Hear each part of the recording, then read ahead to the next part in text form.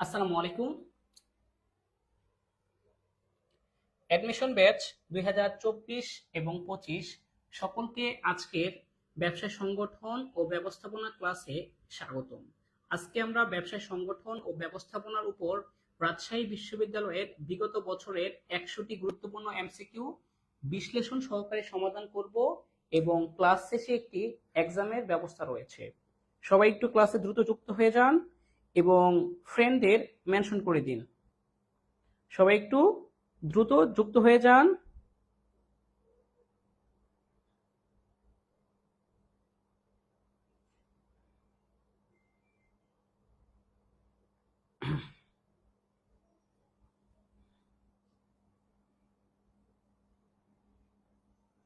সবাইকে আমার কথা ঠিকভাবে শুনতে পাচ্ছেন?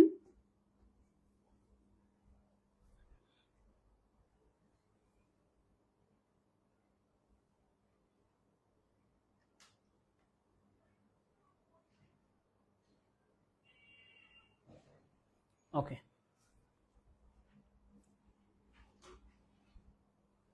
জি স্যার, অল ক্লিয়ার।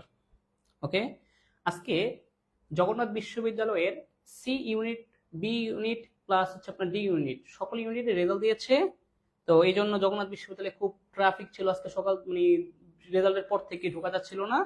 তবে আলহামদুলিল্লাহ আমাদের যে পেইড ব্যাচ সেইখান থেকে আমরা অনেক শিক্ষার্থী পেয়েছি। সবাই 1 মিনিটের মধ্যে একটু যুক্ত হয়ে যান এবং একবার করে শেয়ার করে দিন। আমরা ক্লাসটি একদম শুরু থেকে শুরু করবো ইনশাল্লাহ।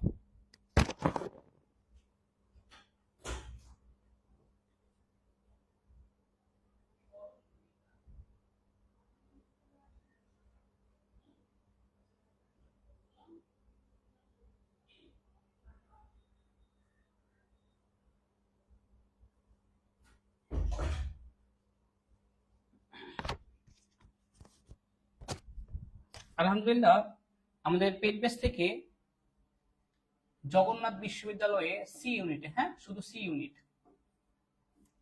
সি ইউনিটে 20, 40, তারপরে হচ্ছে আরো আছে 100-র মধ্যে আপনার 104, আরো 100-র মধ্যে এই যে 59, আরো অনেক অনেক পজিশন আমরা পেয়েছি 100-র মধ্যে, প্রায় 7 থেকে 8 জন পেয়েছি ইনশাল্লাহ। আশা করি ঢাকা বিশ্ববিদ্যালয়ের পরীক্ষা তো আপনারা সবাই জানেন, আরেকবার নিবে। আশা করি যে আপনাদের ঢাকা বিশ্ববিদ্যালয়ের পরীক্ষা ভালো হবে। আর এর পরবর্তীতে রাজশাহী এবং জিএসটি তে পরীক্ষা, সবার নিশ্চয়ই মনে আছে আরউতে এক্সাম হচ্ছে 12 এপ্রিল এবং জিএসটি সি ইউনিট এক্সাম হচ্ছে 25 এপ্রিল। তো যাদের যাদের চান্স হয়নি এখনো কোথাও, তারা একটু আপনার পড়াশোনার দিকে ফোকাসটা বাড়িয়ে দিন, ঠিক আছে? আর জানেন যে আপনার আলহামদুলিল্লাহ ভালো আছি ম্যানেজমেন্টে, অর্থাৎ ব্যবসায় সংগঠন ব্যবস্থাপনায় ম্যানেজমেন্টে আপনার আর ইউতে 25 নাম্বার অর্থাৎ 20টি এমসিকিউ আসবে, জিএসটিতে 35 নাম্বার 35টি এমসিকিউ আসবে। এই জন্য ব্যবসায় সংগঠন ও ব্যবস্থাপনায় অবশ্যই অবশ্যই আপনাকে জোর দিতে হবে। কুমিল্লায় আছে বলছো নাকি? হ্যাঁ, কুমিল্লা এবং 19 এপ্রিল। ওকে, তাহলে আমরা শুরু করে দেই, যারা আসছে তাদের নিয়ে শুরু করে দেই। পড়াশোনায় টাইম লস করা যাবে না ইনশাল্লাহ। হ্যাঁ, সব জায়গায় তো এমসিকিউ, শুধু এমসিকিউ হবে ইনশাল্লাহ, সব জায়গায় এমসিকিউ হবে। জিএসটি তে 35 মার্ক ম্যানেজমেন্টে, জি জি, এই জন্য আপনাকে একটু ফোকাস করা লাগবে। হ্যাঁ, ওকে, তাহলে আমরা শুরু করে দিচ্ছি আজকের এমসিকিউ। বিসমিল্লাহির রহমানির রহিম। ওকে, ঋণপত্র ইস্যু করা যায়। আপনারা ক্লাসটা শেখার সাথে সাথে কিভাবে এমসিকিউ উত্তরটা হচ্ছে ব্যাখ্যাটা ভালোভাবে বোঝার চেষ্টা করবেন, তাহলে দীর্ঘদিন মনে থাকবে এবং আপনাদের একবার রিভিশন হয়ে যাবে। এগুলো তো পরীক্ষায় আসছে, সব এক্সামে এসেছে বিগত বছরে। হ্যাঁ, ওকে, ঋণপত্র ইস্যু করা যায়। ঋণপত্র, ঋণের, এটা হচ্ছে আমাদের ঋণ নেওয়ার জন্য কোম্পানি যে দলিল ইস্যু করে, ঋণপত্র অথবা শেয়ার অথবা বন্ড ইস্যু করা যায়, অবহার ইস্যু করা যায়, সমমূল্যে ইস্যু করা যায়। অধিহারে ইস্যু করা যায়। অপহার বলতে কি, ধরেন 100 টাকা শেয়ার 90 টাকায় ছাড়া যায়, 100 টাকায় ছাড়া যায়, অধিহার মানে বেশি মূল্যে 120 টাকায় ছাড়া যায়। তাহলে উত্তরটা হবে কি, সবগুলো। ওকে, জানি এগুলো পারবেন মোটামুটি, তবে এইগুলোই পরীক্ষার হলে আপনাদের কাছে কঠিন মনে হয়, কারণ এক্সাম হলে প্রেশার, নার্ভাসনেস কাজ করে। ঠিক আছে, ঋণপত্র আমাদের সব মূল্যেই ইস্যু করা যায়, ঋণপত্র হোক, শেয়ার হোক, বন্ড হোক, সমস্যা নেই। তারপরে আসেন, এই প্রশ্নটা নিয়ে অনেকেরই একটু ডাউট আছে, অনেকে একটু কনফিউজড হয়ে পড়ে যান। এটা উত্তরটা কি হবে আপনারা বলেন। এটা এক একজনে এক একভাবে ব্যাখ্যা করে, এক একজনে এক একভাবে এটা ব্যাখ্যা করে, বলেন এটা উত্তর কি হবে। এটা টাকার মানে টাকার পরিমাণটা এমনি এসে বসছে। ওকে, দেখেন এটা কিভাবে হবে। একটি কোম্পানি একজন 100 টাকা মূল্যের প্রতিটি শেয়ার 100টি শেয়ার কিনেছে 200 টাকা করে, প্রিমিয়াম সহ 200 টাকা। এখানে নামিক মূল্য, শেয়ারের নামিক মূল্য হচ্ছে 100 টাকা। এই যে প্রতিটি 100 টাকা মূল্যমানের, এবং কতটি শেয়ার কিনছে, শেয়ার সংখ্যা 100টি। তাহলে তার দায় কতটুকু হবে, তার দায় হবে নামিক মূল্য 100 টাকা করে আর শেয়ার সংখ্যা 100, তো টোটাল হচ্ছে তার দায় 10,000 টাকা। হ্যাঁ, অনেক বইতে আপনারা দেখবেন 20,000 টাকা উত্তর দেওয়া আছে অনেক জায়গায়। তো আমি এটা ভালোভাবে দেখছি অ্যানালাইসিস করে, এবং এটাও আপনাকে বলে দিই, আপনি 100 টাকা শেয়ার যদি আপনি 10 টাকাটা কিনেন, 100 টাকা শেয়ার যদি আপনি 10 টাকায় কিনেন, আপনার দায় কি ওইটাই 10 টাকা করে থাকবে না। শেয়ারের নামিক মূল্য এবং কতটি শেয়ার কিনছেন তার গুণফলটা, সেটা হচ্ছে আপনার দায়, এটা হচ্ছে আপনার দায়। অর্থাৎ কোম্পানি কোনো কারণে লোকসান হলে আপনি 10,000 টাকা পর্যন্ত দায় বহন করবেন, এর চেয়ে বেশি দায় আপনাকে বহন করতে হবে না। মাথায় থাকবে তো এটা।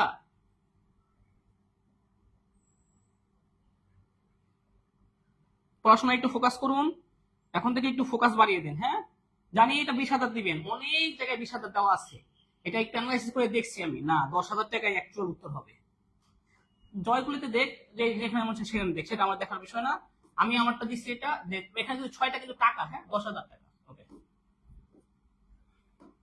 কারিগরি দক্ষতা। এখন কারিগরি দক্ষতা কাকে বলে জানেন, এটা আমি বলছি। কারিগরি দক্ষতা হচ্ছে এই যে আমি কি পড়াচ্ছি এখন, আমি আপনাদের ব্যবসা সংগঠন পড়াই।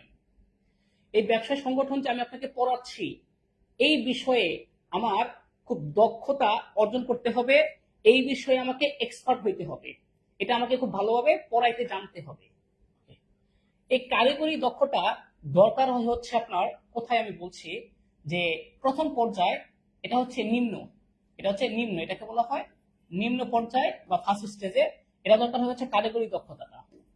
আর উচ্চ পর্যায়ের ব্যবস্থাপকদের ধারণাগত দক্ষতা বেশি প্রয়োজন হয়, আর সকল পর্যায়ের ব্যবস্থাপকদের দরকার হয় হচ্ছে আন্তঃব্যক্তিক দক্ষতা। আন্তঃব্যক্তিক দক্ষতা, হ্যাঁ, আন্তঃব্যক্তিক হচ্ছে মানুষের সাথে মিলে মিশে কাজ আদায় করার ক্ষমতা, তাকে খুশি করে রাজি খুশি করানো। আর উচ্চ পর্যায়ে ধারণাগত কি, ভবিষ্যতে কি করতে হবে সেটা আগে থেকেই কি করতে পারে, সে বুঝতে পারে ভবিষ্যতে কি হবে, সামনে কি হইতে পারে সেটা আগে থেকেই অনুমান করতে পারা, সেটা উচ্চ পর্যায়ের কাজ। আর প্রথম বা নিম্ন পর্যায়ের কাজ হচ্ছে আপনার কারিগরি দক্ষতা বেশি দরকার হয়, এটা হচ্ছে কি নিম্ন পর্যায়ের। বিষয়গুলো আপনাকে বুঝতে হবে, এটা আপনাকে বুঝে অনুমান করতে হবে কিভাবে আসছে। পরিকল্পনার গাণিতিক প্রকাশ বা আমরা বলি সংখ্যাত্মক প্রকাশ, এটাকে কি বলা হয়, বাজেট। আর পরিকল্পনার অভিপ্রেত ফল, সেটা হচ্ছে লক্ষ্য। ঠিক আছে, পরিকল্পনার অভিপ্রেত ফল হচ্ছে লক্ষ্য, আর মিশন হচ্ছে কি আপনার ছোট ছোট সে গোল টার্গেট করবেন, সেগুলো পূরণ করবেন, ছোট ছোট গোলগুলো, যে ভিশনকে অর্জন করার জন্য যে ছোট ছোট লক্ষ্য নির্ধারণ করেন, সেগুলো হচ্ছে মিশন। ওকে, তাহলে এটা উত্তর কি হবে, পরিকল্পনার গাণিতিক প্রকাশ বা সংখ্যাত্মক প্রকাশকে বলা হয় বাজেট। ওকে, আশা করি ধরতে পারছেন। আফিয়া আরো দেখে অনেকেই কমেন্ট করতেছেন, আমি সবার কমেন্ট পড়ছি না, তবে আমি দেখছি কে কি কমেন্ট করছেন, ভুল করছেন না সঠিক করছেন দেখছি। সাকওয়াত, শাহাদা, তারপর যা যা করতেছেন, চাঁদনি, এগুলো দেখতেছি কিন্তু কমেন্ট করতেছি না। টেবিলে সংশ্লিষ্ট বিষয় কি? টেবিলে অথবা তফসিল এক, এই দুটা হচ্ছে আপনার পরিমেল নিয়মাবলী। এই পরিমেল নিয়মাবলীর বিকল্প দলিল। এই দুটা কি? পরিমেল নিয়মাবলীর বিকল্প দলিল। শুধুমাত্র ভালো করে বুঝেন, শুধুমাত্র পাবলিক লিমিটেড কোম্পানি আলাদাভাবে পরিমেল নিয়মাবলী তৈরি না করেও তারা চাইলে তারা পরিমেল নিয়মাবলীটা তৈরি না করে এই পরিমেল নিয়মাবলী টেবিল এ বা তফসিল 1 কে ঘোষণা করতে পারে বিকল্প দলিল হিসাবে, শুধু পাবলিক লিমিটেড কোম্পানি। তবে প্রাইভেট প্রতিষ্ঠান হলে, মানে প্রাইভেট লিমিটেড কোম্পানি হলে পরিমেল নিয়মাবলী তৈরি করতে হবে বাধ্যতামূলক। অর্থাৎ পরিমেল নিয়মাবলী হচ্ছে কোম্পানির এটা অভ্যন্তরীণ পরিচালনা সংক্রান্ত দলিল। এই দলিলে অভ্যন্তরীণ কিভাবে অপারেটিং করতে হবে সেটা লেখা থাকে। এইটা প্রাইভেট প্রতিষ্ঠানের জন্য তৈরি করা বাধ্যতামূলক। তবে পাবলিক প্রতিষ্ঠান মানে পাবলিক লিমিটেড কোম্পানি চাইলে তারা এই দলিলটা তৈরি না করে টেবিল এ বা তফসিল 1 কে ঘোষণা করতে পারে। তাহলে এটা উত্তরটা কি হবে? পরিমেল নিয়মাবলী। আশা করি বুঝতে পেরেছেন। মানব সম্পদ, মানব সম্পদ কোন ধরনের পরিবেশের উপাদান? এটা আপনারা বলেন তো দেখি। মানব সম্পদ কোন পরিবেশের উপাদান?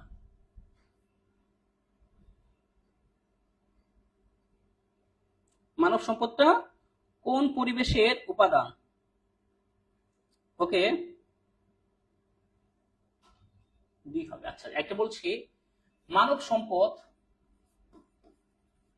জনসম্পদ, শেয়ার বাজার, শ্রমশক্তি অথবা অর্থ, টাকা পয়সার সাথে সম্পর্কিত, যেমন হচ্ছে আয়, মূলধন, সঞ্চয়, বিনিয়োগ, এইগুলো হচ্ছে আমাদের অর্থনৈতিক পরিবেশের অন্তর্ভুক্ত। তবে যদি মানব সম্পদের জায়গায় জনসংখ্যা থাকতো, মানে ট্রেন প্রাপ্ত না, মানে প্রশিক্ষিত না, তারা হচ্ছে সামাজিক। শুধু জনসংখ্যা বললে সামাজিক, কিন্তু জনসম্পদ, এই দেখেন, জনসম্পদ, মানব সম্পদ, শেয়ার বাজার, শ্রমশক্তি, এগুলো অর্থনৈতিক পরিবেশের অন্তর্ভুক্ত। ওকে, আশা করি বুঝতে পারছেন। ওকে, ঠিক আছে। আমরা ক্লাসের পরে কিন্তু এক্সাম নিব। এক্সাম, আজকের এক্সাম হবে ঠিক 12:15 এবং রেজাল্ট ঘোষণা করব হচ্ছে, রেজাল্ট দেওয়া হবে 1টায় এবং প্রথম 10 জন এর জন্য প্রাইজের ব্যবস্থা আছে। প্রথম 10 জনের জন্য ঈদ বোনাস এক্সাম আছে, এর প্রাইজ আছে। হ্যাঁ, প্রথম 10 জন, এটা একটু জানিয়ে রাখলাম। যারা ক্লাস করছেন একটু মনোযোগ সহকারে করেন, শুধু পরীক্ষা দিলেই পাবেন না কিন্তু, কারণ আমি অনেক কিছু প্রশ্নগুলো ঘুরিয়ে পেঁচিয়ে করব যেন আপনি না পারেন। যে ধরনের শেয়ারের জন্য অর্থ প্রদান করতে হয় না। রাইট শেয়ার, এটা হচ্ছে বর্তমান শেয়ার হোল্ডারদের জন্য যেটা বন্টন করা হয়, এখানে অবশ্যই অর্থ প্রদান করতে হবে। সাধারণ শেয়ার কিনতে গেলেও অর্থ প্রদান করতে হয়, অগ্রাধিকার শেয়ার কিনতে গেলেও অর্থ প্রদান করতে হয়। শুধুমাত্র বোনাস শেয়ারে কোনো অর্থের প্রয়োজন হয় না, কারণ এটা লভ্যাংশের পরিবর্তে দেওয়া হয়। লভ্যাংশের পরিবর্তে এই বোনাস শেয়ারটা দেওয়া হয়, লভ্যাংশের পরিবর্তে। এটা কোনো অর্থ প্রদান করতে হয় না।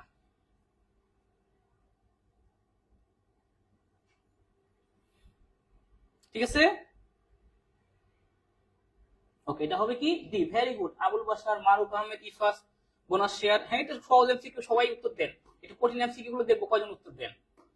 প্রশিক্ষণের পদ্ধতি নয়। প্রশিক্ষণ, এটার মাধ্যমে কর্মীদের দক্ষতা, যোগ্যতা বৃদ্ধি পায়। প্রশিক্ষণের দুইটা পদ্ধতি আছে, একটা হচ্ছে কাজের মাধ্যমে, একটা হচ্ছে কাজের বাহিরে। এই সেমিনার এটা হচ্ছে কাজের বাহিরে প্রশিক্ষণ পদ্ধতি। পথ পরিবর্তন কাজের মাধ্যমে প্রশিক্ষণ পদ্ধতি। শিক্ষানবিশ কাজের মাধ্যমে প্রশিক্ষণ পদ্ধতি। কিন্তু পদোন্নতিটা এটা কোনো প্রশিক্ষণ পদ্ধতি না, ঠিক আছে? পদোন্নতিটা কোনো প্রশিক্ষণ পদ্ধতি নয়। ওকে, 8 খ হবে, ভেরি গুড। তারপরে আসেন সম্পূর্ণ ভোক্তা সম্পর্কিত বিষয়, অর্থাৎ ভোক্তার সাথে রিলেটেড, অর্থাৎ অনলাইনে সরাসরি আপনার মানে উৎপাদক প্রতিষ্ঠান কোনরূপ মধ্যস্থ ব্যবসায়ীর সাহায্য ছাড়া ভোক্তার কাছে পণ্যটা সরাসরি বিক্রি করে, কোনো মধ্যস্থকারী থাকে না, পাইকারি ব্যবসায়ী, খুচরা ব্যবসায়ী বা কোনো এজেন্ট থাকে না, সরাসরি উৎপাদক থেকে ভোক্তার নিকট পণ্য বিক্রি করা হয়, সেটা হচ্ছে আমাদের ই রিটেইলিং। এটাকে আরো নাম হচ্ছে e store, web shop, web store নামে এটাকে বলা হয়। এখানে কোনো কি থাকে না, কোনো মধ্যস্থ ব্যবসায়ী বা মধ্যস্থ কারবারে কেউ থাকে না, মধ্যস্থ ব্যবসায়ীরা। আর ই ব্যবসা হচ্ছে সবগুলোর মানে মূল, ই বিজনেস বড় পরিসর, এটার পরিসর সবচেয়ে বড়। আর হচ্ছে ই কমার্স হচ্ছে অনলাইনে ক্রয় বিক্রয় কার্যক্রম। ই মার্কেটিং হচ্ছে অনলাইনে মার্কেটিং রিলেটেড কাজ করা।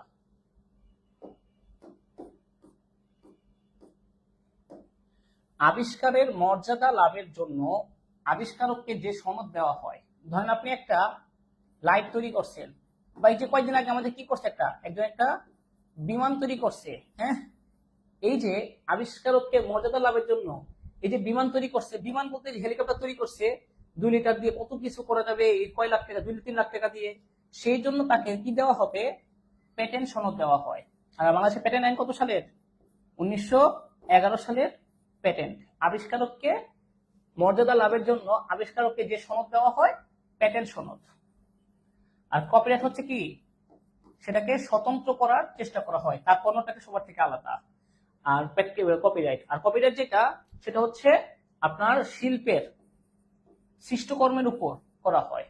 আর আইএস হচ্ছে একটা আপনার পণ্য, এর জন্য একটা সনদ দেওয়া হয় পণ্যের মান নিয়ন্ত্রণ করার জন্য বা পরিবেশের জন্য। তার মানে বোঝা যাচ্ছে এই যে উত্তরটা, আবিষ্কারকের মর্যাদা লাভের জন্য প্যাটেন্টটা দেওয়া হয়, প্যাটেন্ট।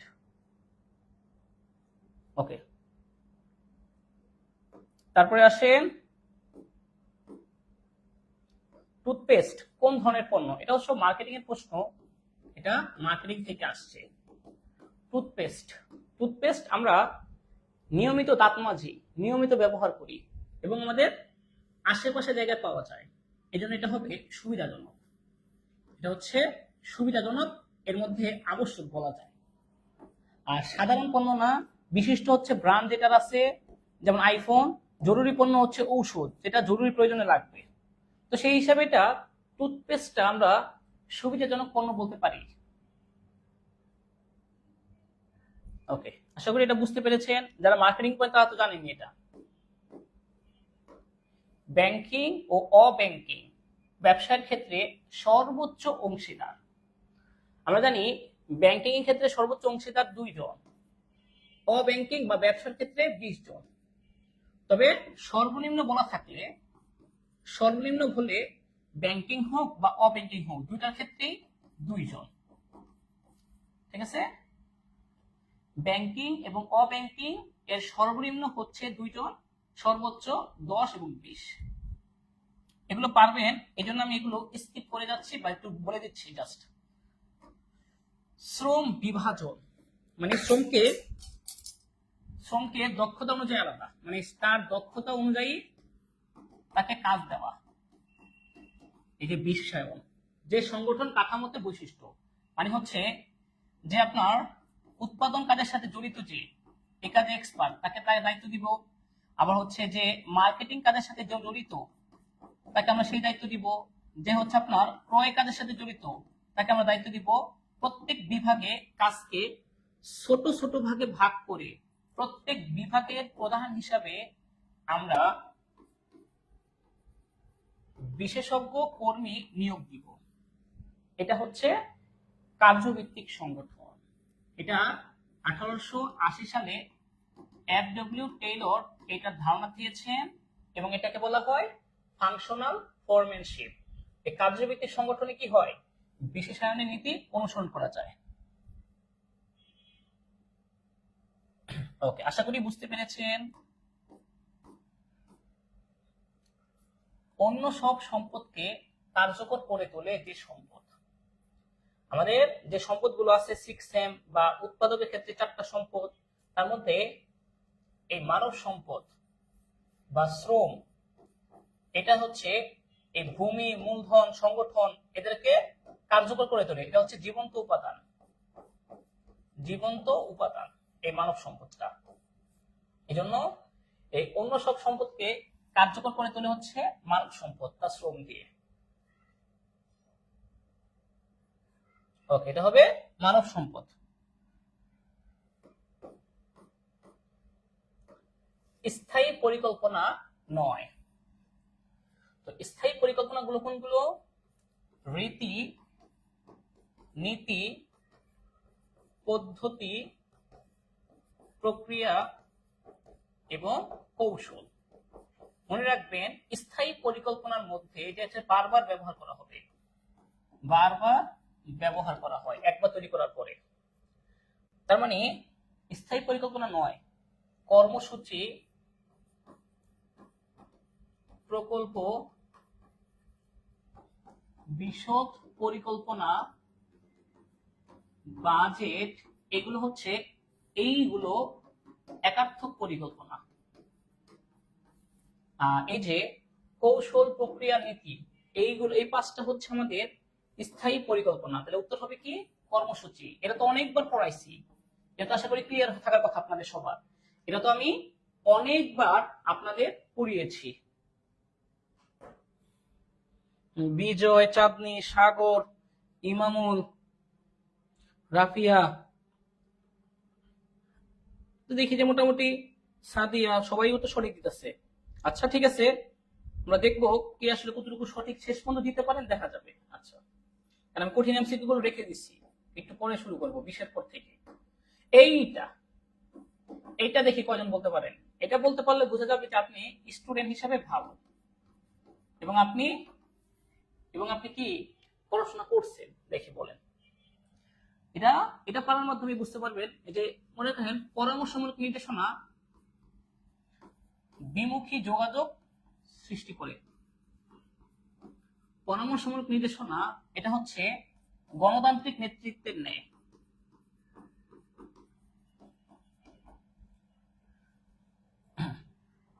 বলেনটা কি হবে জানি, এটা অনেকে উত্তরটি ভুল দিবেন, এজন্য আমি এটা বলছি, একটু দেখেন। ঠান্ডা মাথায় একটু বুঝা বলেন কি হবে, আন্তাজি বললেন না, বুঝতে হবে আপনাকে। হ্যাঁ,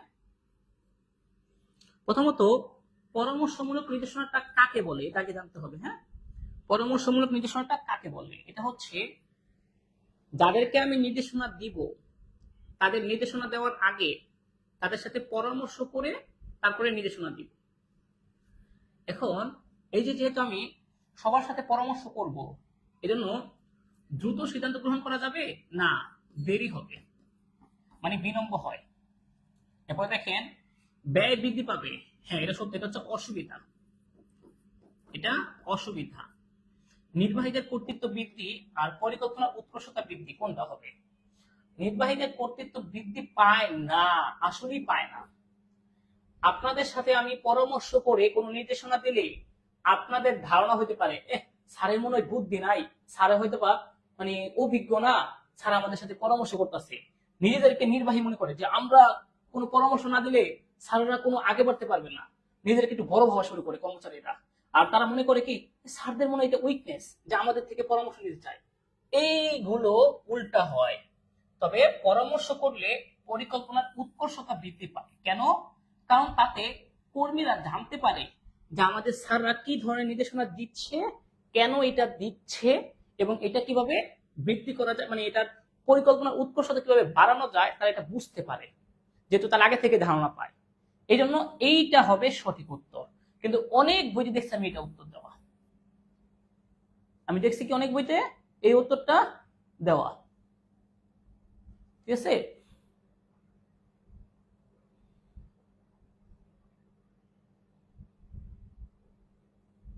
ওকে,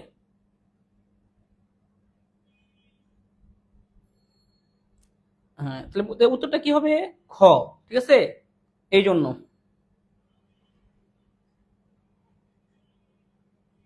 আচ্ছা দেখি তারপরে, নির্বাহী কর্তৃত্বটা বৃদ্ধিটা আবার বুঝিয়ে দেন। নির্বাহীদের কর্তৃত্ব বৃদ্ধি পায় না, কর্তৃত্বটা আসলে বৃদ্ধি পায়, এটা সুবিধার মধ্যে পড়ে না। কারণ এখানে তারা মনে করে কি নির্বাহীদের তারা মনে হয় দুর্বল, এই জন্য তারা আমাদের সাথে পরামর্শ করতেছে।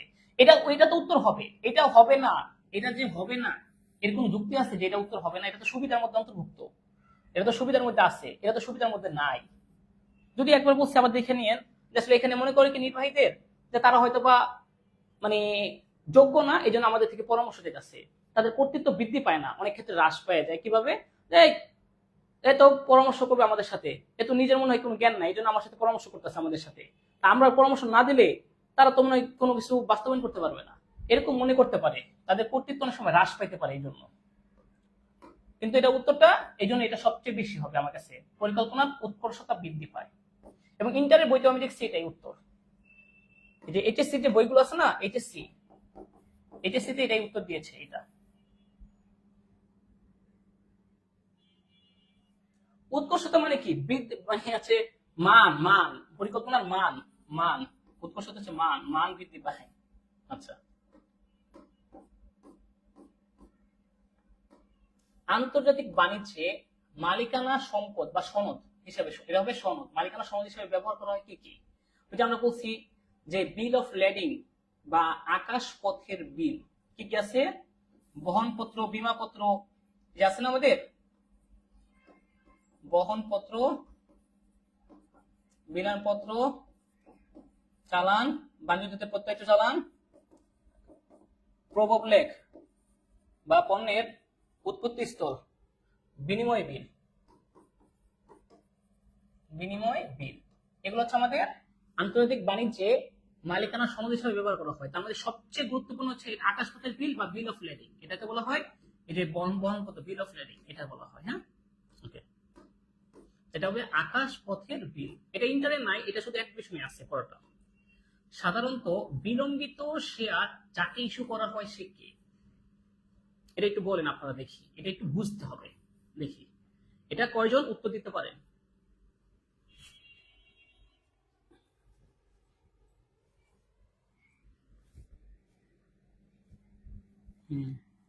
বলছে কি ববি চাবি?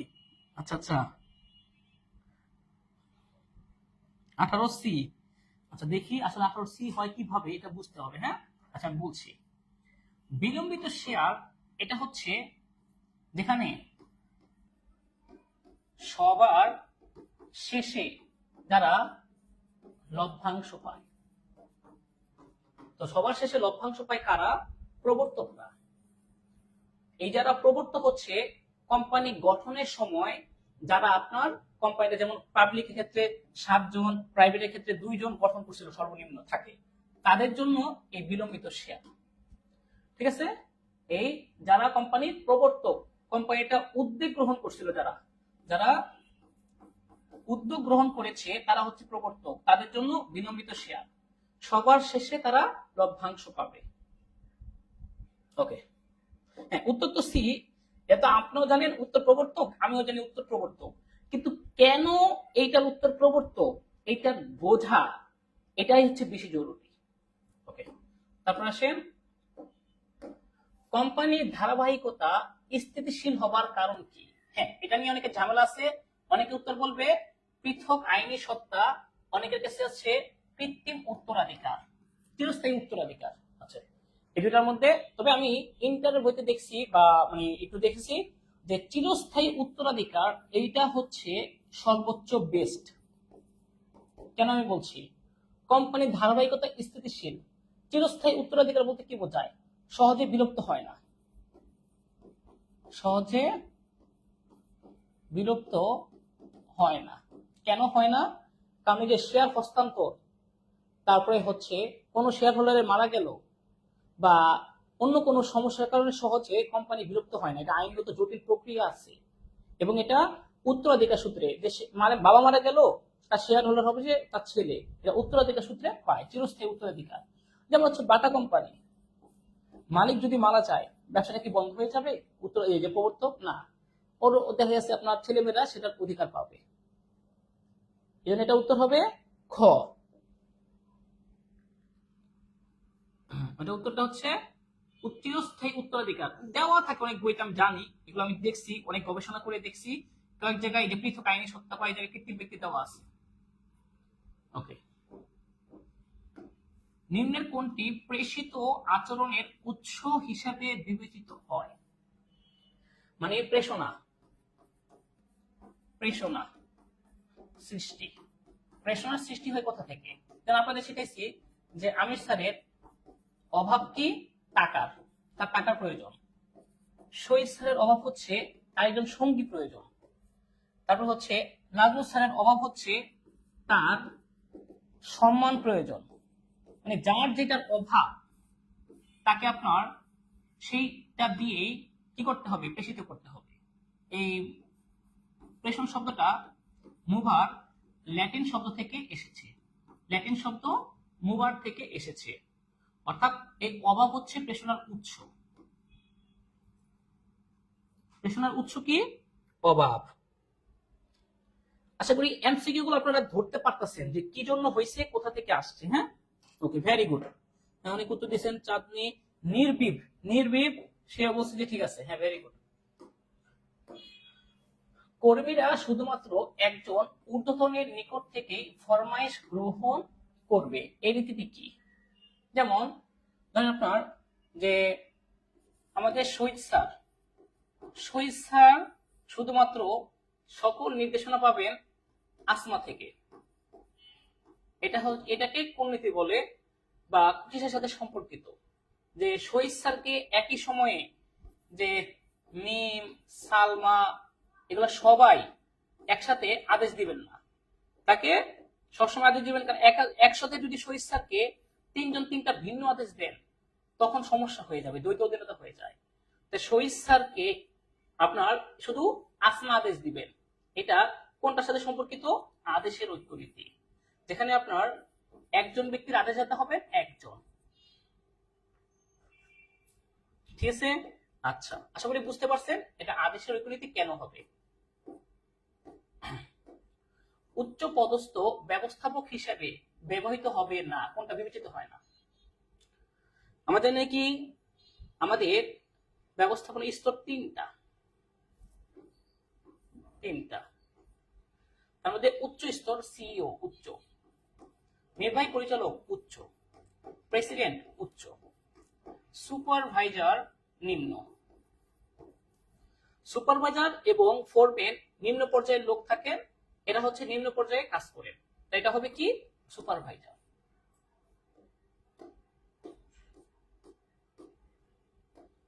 কারিগরি দক্ষতা বিশেষত প্রয়োজন হয়, এই যে মাত্র দেখে না যে যারা সুপারভাইজার, যারা ফোরম্যান, যারা তত্ত্বাবধান করে, যারা মানে কাজ মাঠ পর্যায়ে বাস্তবায়ন করে,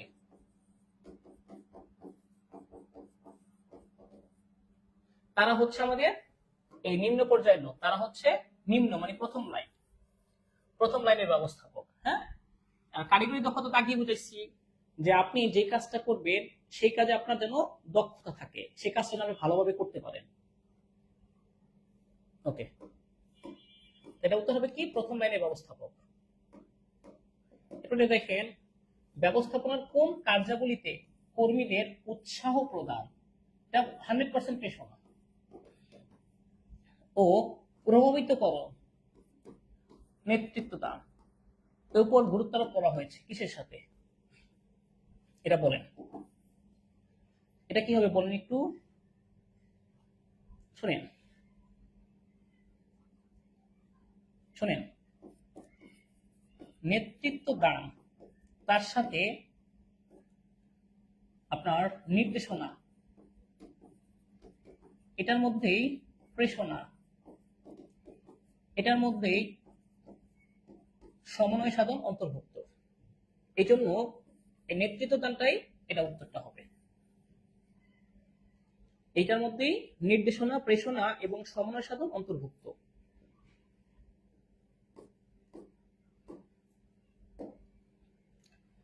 হেনরি ফেওয়েল ব্যবস্থাপনার কয়েকটি নীতির প্রস্তাব করেন, এটা বলেন তো, এটা পারবেনই। এটা 1916 সালে প্রথম তিনি ফরাসি ভাষায় 14টা নীতি দিয়েছিলেন। তাকে আধুনিক ব্যবস্থাপনার জনক বলা হয়, ঠিক আছে, হেনরি ফেওয়েলকে। এগুলো পারবেন, এগুলো একদম এইচএস লেভেলের পড়াশোনা। কোন ধরনের পরিবেশ পণ্য বিপণনে অসীম সুযোগ সৃষ্টি করে, এইটা বলেন দেখি। এটা একটু বলেন ঠান্ডা মাথায়, এটা একটু বলার চেষ্টা করেন। কোন ধরনের পরিবেশ পণ্য বিপণনে অসীম সুযোগ সৃষ্টি করে?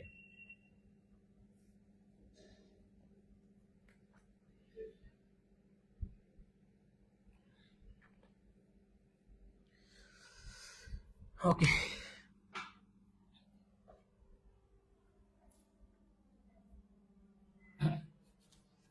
প্রাকৃতিক, এটা ফিক্স, নির্দিষ্ট, এটা পারা যায় না। রাজনৈতিক, এখানে ঝামেলা করলে খুব সমস্যা হয়ে যায় যদিও। সাংস্কৃতিক না, তো প্রযুক্তিটা হচ্ছে কেন আমি বলছি। নতুন প্রযুক্তি, নতুন ধারণা, নতুন ব্যবসা সৃষ্টি হয়। এই জন্য প্রযুক্তিগত পরিবেশটা আপনার বিপণনের ক্ষেত্রে অসীম সুযোগ সৃষ্টি করে। যেমন এখন অনলাইনে বিজ্ঞাপন দেওয়া যায়, এটা উত্তর হবে প্রযুক্তি। ভেরি গুড, যারা যারা বুঝতে পারছেন ভেরি গুড।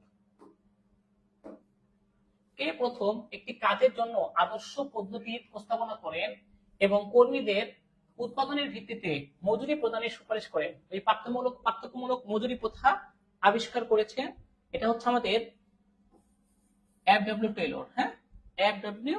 টেইলর। এছাড়া এলটন মেও হচ্ছে মানব সম্পদ ব্যবস্থাপনার জনক, ম্যাক্স ওয়েবার আমলাতন্ত্র ব্যবস্থাপনার জনক, হেনরি ফেওয়েল আধুনিক ব্যবস্থাপনার জনক এবং প্রশাসনিক তত্ত্বের জনক। তাকে বলা হয় প্রশাসনিক তত্ত্বের জনক। উত্তর হবে কি এফ.ডব্লিউ. টেইলর, যিনি যুক্তরাষ্ট্রে জন্মগ্রহণ করেছিলেন। ওকে, এরপর এটা দেখেন, সমবায় সমিতি গঠন করতে ন্যূনতম কতজন সদস্যের প্রয়োজন? 2001 সালের আইন অনুযায়ী সমবায় সমিতি গঠন করতে 10 জন। তবে এই অপশন যদি না থাকে 1984 সালের অধ্যাদেশ অনুযায়ী 10 জন নেওয়া যাইতো।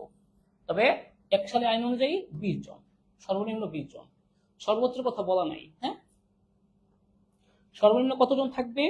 20 জন, কিন্তু সর্বোচ্চ এটার কথা বলা নাই, এটা মাথায় রাখবেন। হ্যাঁ, ওকে, ভেরি গুড।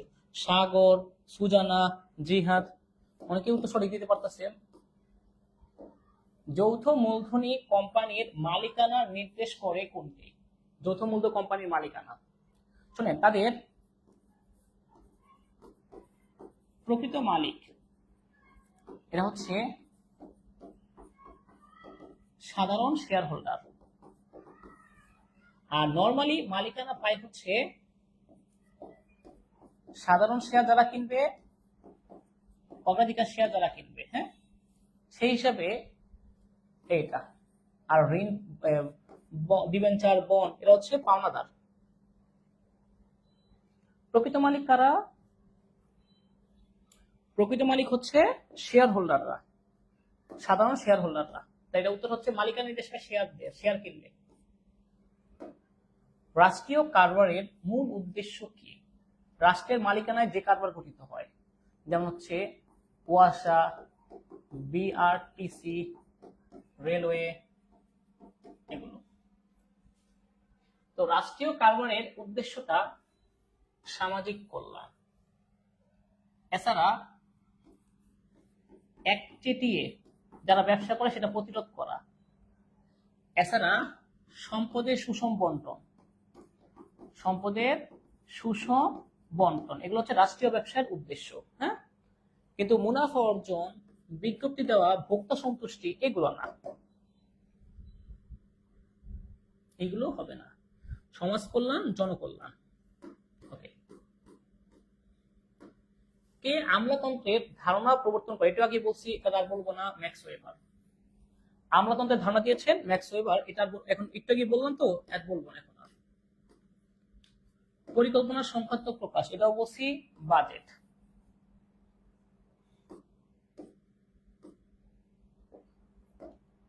নিয়ন্ত্রণ প্রক্রিয়ার প্রথম পদক্ষেপ কোনটি?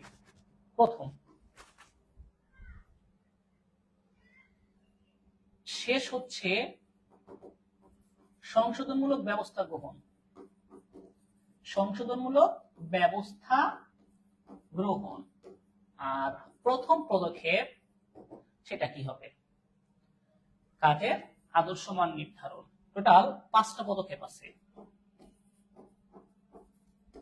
আদর্শ মান নির্ধারণ, আদর্শ মান নির্ধারণ, প্রকৃত কার্যফল পরিমাপ, আদর্শ মানের সাথে তুলনা, বিচ্যুতির কারণ নির্ণয় ও মূল্যায়ন, সংশোধনমূলক ব্যবস্থা গ্রহণ। এই 5টা ধাপ নিয়ন্ত্রণের হয়েছে।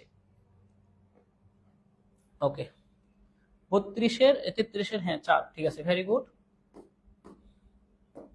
নিম্নের কোন তত্ত্ব মতে কর্মীরা অলস, তারা সুযোগ পেলেই কাজে ফাঁকি দেওয়ার প্রবণতা? যেমন আপনারা মনে করেন, আপনারা যারা পড়াশোনা করতে চান না, পড়াশোনায় ফাঁকি দেন এবং অলস, সারাদিন ঘুমাইয়া থাকেন, মনে করেন তাদের জন্য এটা কোন তত্ত্ব বলেন তো? যে তত্ত্বটা দিয়েছে হচ্ছে ডগলাস ম্যাকগ্রেগর 1960 সালে। যে তত্ত্বটা ডগলাস ম্যাকগ্রেগর দিয়েছে 1960 সালে। 34। নুসরাত, ইউসুফ সবাই বলতেছে যে এক্স, আসলে ওই এক্স বলে নাই, প্রাক্তনের কথা বলে নাই, এটা হচ্ছে এক্স ওয়াই তত্ত্ব, নরমাল এক্স। হ্যাঁ, ওকে, এটা এই এক্স না, এটা হচ্ছে এই এক্স। ওকে, আর এটা হচ্ছে ভালো, যে কর্মীরা পড়াশোনা ঠিক মতো করবে, তারা কোনো কাজে ফাঁকি দিবে না, তাদেরকে পুরস্কার দিতে হবে। এই এক্স তত্ত্ব অনুযায়ী কর্মীদেরকে বা আপনাদেরকে শাস্তি দেওয়া লাগবে, ভয় দেখাইতে হবে, চাপ দিতে হবে, তাইলে আপনারা পড়াশোনা করবেন। তাই এটা উত্তর কি হবে? এক্স। প্রেষণার সাথে কোনটির সম্পর্ক আছে? প্রেষণা তো মূলত আমাদের অবাধ থেকে সৃষ্টি হয়, মুভার থেকে আসছে ল্যাটিন শব্দ। তো তার সাথে সম্পর্ক আছে নেতৃত্ব দানের, কারণ নেতা, এই নেতারা আমাদের মোটিভেশন দেয়। বাংলাদেশের নেতারা যদিও দেয় না, তারা মারামারি নিয়ে ব্যস্ত থাকে, আমরা তো আপনাদেরকে দেই। আমরা শিক্ষকরা হচ্ছে নেতাদের সাথে তুলনা করা যাবে, আমরা আপনাদেরকে মোটিভেশন দেই, নেতৃত্বের কাজ করি। তার নেতৃত্বের কাজের মধ্যেই নির্দেশনা, প্রেষণা, সমন্বয় অন্তর্ভুক্ত। ওকে, আচ্ছা, কোম্পানির সংবিধান বলতে কোনটিকে বোঝায় বলেন তো? এটা একটু আপনারা বলেন। কোম্পানির সংবিধান বলতে কোনটাকে বোঝায়? সংবিধান হচ্ছে পরিমেল বন্ধ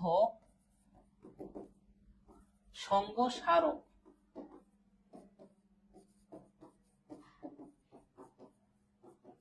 স্মারকলিপি, এগুলো। এটা হচ্ছে কোম্পানির প্রধান দলিল, প্রধান দলিল। এটা আরেকটা নাম হচ্ছে পরিমেল বন্ধ। ভুল করে আবার এটাও দিয়ে দিয়েন না, এটা কিন্তু পরিমেল বন্ধ। নিয়মাবলী কিন্তু দ্বিতীয় গুরুত্বপূর্ণ দলিল। ফরম্যান তো আগে বুঝাইছি, এটা বুঝাবো না, নিম্ন স্তরের। এই প্রশ্নগুলো বেশি আসতেছে তাদের স্তর থেকে। ডিবেঞ্চার ইস্যু করা যায় বা শেয়ার বা বন্ড, প্রথমে দেখাইছি সমমূল্যে করা যায়, বাট্টায় করা যায়, অধিহারে করা যায়, সবগুলোই রাইট। একই প্রশ্ন দুইবার আসছে তো এই জন্য দেখাবো সাথে সাথে। ওকে, কোম্পানির ব্যবসায়ের মূলধনের যে কোনো ভগ্নাংশকে কি বলে? এটা একটু আপনারা বলেন। ধরেন আপনার মূলধন 100 কোটি টাকা, শেয়ার এটা হচ্ছে সমান অংশ, সমান অংশ এবং ক্ষুদ্র যেটা, যেমন 200 200 200। স্টক এটা হচ্ছে অসমান, অসমান অংশ, যেমন 250 500 700। ঠিক আছে, শেয়ার এবং স্টক এই দুটোর পার্থক্য কি বুঝতে পেরেছেন?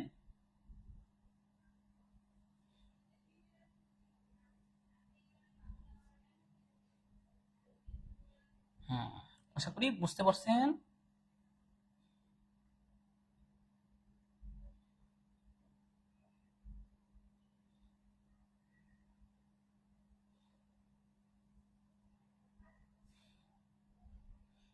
ওকে, তাহলে এটা হবে কি স্টক। ঠিক আছে, এখানে তো শেয়ার তো সহজে নাই, স্টকটা হবে। স্টক হল মানে আপনার হচ্ছে অসমানটা হচ্ছে স্টক, আর সমান ও ক্ষুদ্র অংশ হচ্ছে শেয়ার। পরিমেল বন্ধে কমপক্ষে কতজন সদস্য কর্তৃক স্বাক্ষরিত হয়, এটা হচ্ছে প্রধান দলিল। এটা একটু আপনারা বলেন, এটা একটু আপনারা বলেন। পরিমেল বন্ধে কমপক্ষে কতজনের আপনার সদস্যের কর্তৃক স্বাক্ষরিত হতে হয়? পরিমেল বন্ধে শুনেন, এখন পরিমেল বন্ধ হচ্ছে প্রধান দলিল। প্রাইভেট হলে 2 জন, পাবলিক হলে 7 জন স্বাক্ষর করা লাগবে। এটা হচ্ছে যারা প্রবর্তক। তো এখানে তো 7 জন অপশনে নাই, তাইলে আমরা 2 জনটা নিব।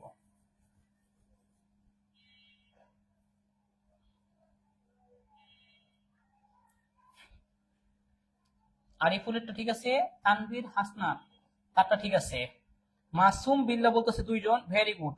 মাসুম বিল্লাহটাও হয়েছে। তারপরে চাঁদনিয়া শর্মা তাদেরটাও হয়েছে। হ্যাঁ, ওকে, তাহলে মানে এটা কি হবে 2 অথবা 7, ক্লিয়ার? তারপরে দেখেন, আইন অনুযায়ী শেয়ার বন্টন কত সময়ের মধ্যে শেয়ার সনদ মানে শেয়ার সার্টিফিকেট প্রদান করা বাধ্যতামূলক? এখানে আপনার শেয়ার হোল্ডারের নাম, ঠিকানা এগুলো লেখা থাকে শেয়ার সনদে। অবশ্যই আইন অনুযায়ী আপনি যখন শেয়ার বিক্রি করছেন, শেয়ারের পূর্ণ মূল্য দিচ্ছে, আপনাকে 3 মাসের মধ্যে সেই শেয়ার সনদটা দেওয়া লাগবে বাধ্যতামূলক। ঠিক আছে, 3 মাস। কি হবে 3 মাস? এই 6 মাস বলছে কে? 3 মাস, একদম 6 মাস বলছে। এটাকে আফরোজা, আবার জাহির, এই ঠিক করে নেন, এটা অনামিকা শীল ঠিক করে নেন। 3 মাস হবে, যারা 6 মাস বলছেন ঠিক করে নেন। হ্যাঁ, আচ্ছা, 6 মাস বিষয়টা হচ্ছে কোম্পানির 6 মাস যেটা যে ন্যূনতম মূলধন তার সাথে সম্পর্কিত, বিবরণপত্র 50 তার সাথে সম্পর্কিত, আবার হচ্ছে বিধিবদ্ধ সভা তার সাথে সম্পর্কিত, এইগুলো সম্পর্কিত। হ্যাঁ, সংগঠনে কোন ব্যক্তির একাধিক কর্তা থাকা উচিত নয়, এটি নিম্নের কোন নীতি সমর্থন করে? ঠিক আছে, একটু আগে দেখালাম ওই যে আসমা, আসমা শুধু একজনই, যিনি শহীদ স্যারকে আপনার কি দিবেন, বিভিন্ন আদেশ দিবেন। একজন ব্যক্তি শুধু একজনকেই আদেশ দিবেন, এটা আদেশের ঐক্যনীতি। তবে তার আরেকটা নাম হচ্ছে কর্তৃত্বের নীতি, বানানটা একটু ঠিক নাই, কর্তৃত্বের, হ্যাঁ, কর্তৃত্বের নীতি।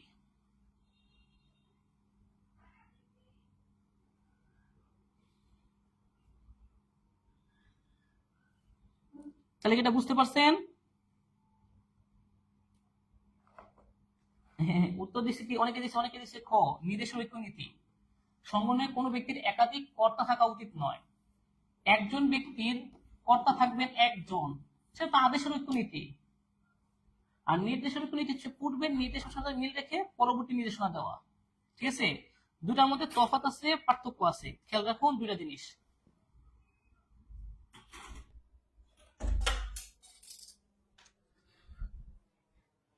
ওকে, তারপরে আসেন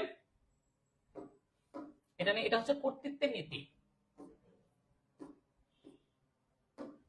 পরিবেশের উপর পণ্যের প্রভাব সংক্রান্ত আন্তর্জাতিক সনদ। শুনেন, একটা হচ্ছে আমাদের পণ্যের মান নির্ধারণ করে দেশীয় প্রতিষ্ঠান, সেটা হচ্ছে BSTI, Bangladesh standard testing institution. আরেকটা হচ্ছে আন্তর্জাতিক প্রতিষ্ঠান আইএসও, তারপরে ইন্টারন্যাশনাল অর্গানাইজেশন ফর স্ট্যান্ডার্ডাইজেশন, এসটা করে উচ্চারণটা হবে আইওএস, মানে পূর্ণরূপটা ইন্টারন্যাশনাল অর্গানাইজেশন ফর স্ট্যান্ডার্ডাইজেশন। এটা হচ্ছে 1985 সাল আইন, এটা 1947 সাল। ঠিক আছে। আইএসও এর সদর দপ্তর কোথায়? জেনেভায়। এটা হচ্ছে পরিবেশের সাথে সম্পর্কিত 14,000, পরিবেশের সাথে সম্পর্কিত 14,000। Very good. 1400 না, আব্দুল্লাহ বিন আলভি সে বলছে 1400 নাকি 14,000, দেখেন ভুল হচ্ছে কিন্তু। ওকে, কামরুন নাহার স্বর্ণা বলছে ঠিক আছে।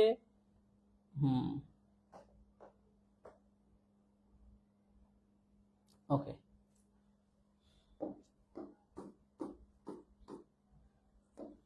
মেয়াদ ভিত্তিক পরিকল্পনা কত প্রকার? স্বল্প, মধ্য, দীর্ঘ। 1 বছর, 1 থেকে 5, 5 ক্লাস, তাহলে 3 প্রকার। এটা পারবেন, সহজ এমসি কিছু যেগুলো, তবে এগুলো কিন্তু পরীক্ষায় আসছে, সহজ হইতে হবে না, পরীক্ষা হলে সহজ না হইতে পারে। তহবিল যোগানের নিম্নের কোনটি সর্বোৎকৃষ্ট? মানে আপনি অর্থ সংগ্রহ করতে চান, তাহলে কোনটা সবচেয়ে ভালো হবে বলেন তো? দেখি এটা আপনারা বলেন।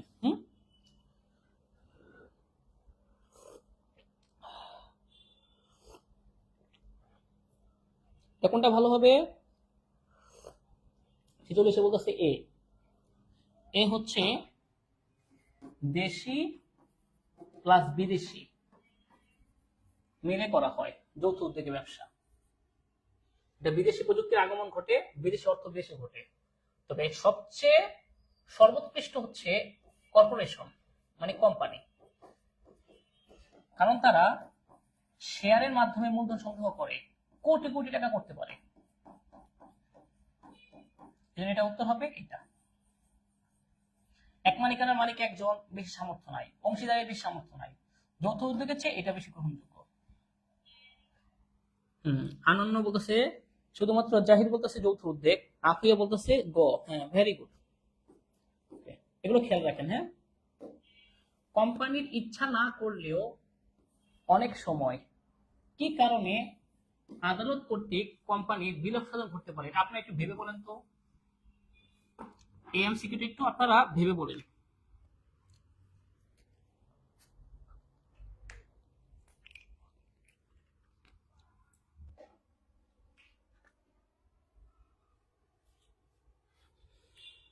ওকে, অনেকে উত্তর দিয়েছেন।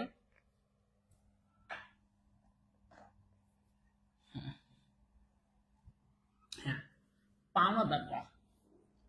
পাওনাদাররা যদি অনুরোধ করে যে আপনারা টাকা দিচ্ছেন না, তাকে পরিশোধ করতেছেন না, তখন পাওনাদারদের অনুরোধে আদালত কর্তৃক কোম্পানির বিলোপ সাধন হতে পারে। এটা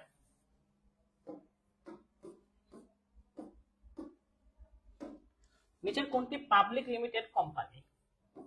রাজশাহী বিশ্ববিদ্যালয় স্বায়ত্তশাসিত,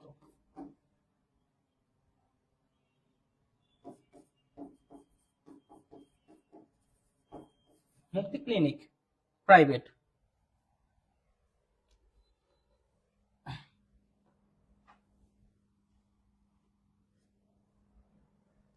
তাহলে এটা হচ্ছে পাবলিক, বেক্সিমকো ফার্মাসিউটিক্যালস লিমিটেড, কারণ তার শেয়ারের মাধ্যমে মূলধন সংগ্রহ করে।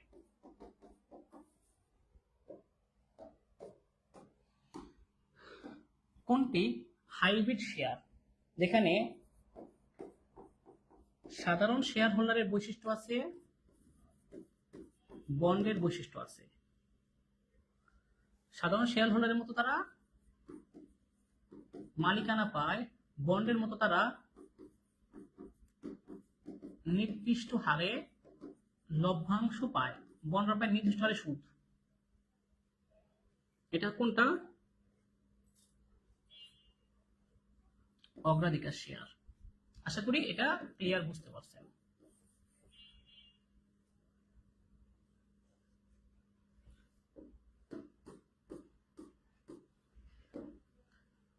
এটা আগেও দেখেছি যে আন্তর্জাতিক বাণিজ্যে মালিকানা সনদ হিসেবে ব্যবহার করা হয় কোনটা? আকাশপথের বিল। বাকিগুলো মনে রাখেন না, এটা তো লিখছি একবার, তাও একবার লিখে দিচ্ছি।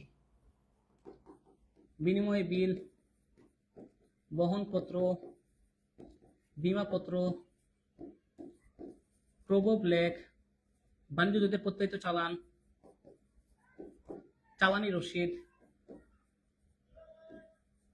চালানি রসিদ। এই দলিলগুলো লাগবে, 6টা দলিল। বাংলাদেশে কোন ধরনের ব্যাংক নেই? একক ব্যাংক, ভোক্তা ব্যাংক, আরেকটা আছে এখানে, এটা নাই। বলেন, এটা আপনারা বলেন দেখি, এটা কে বলতে পারেন? একটু দেখি কে বলতে পারেন। এক মিনিট সময় নিচ্ছি।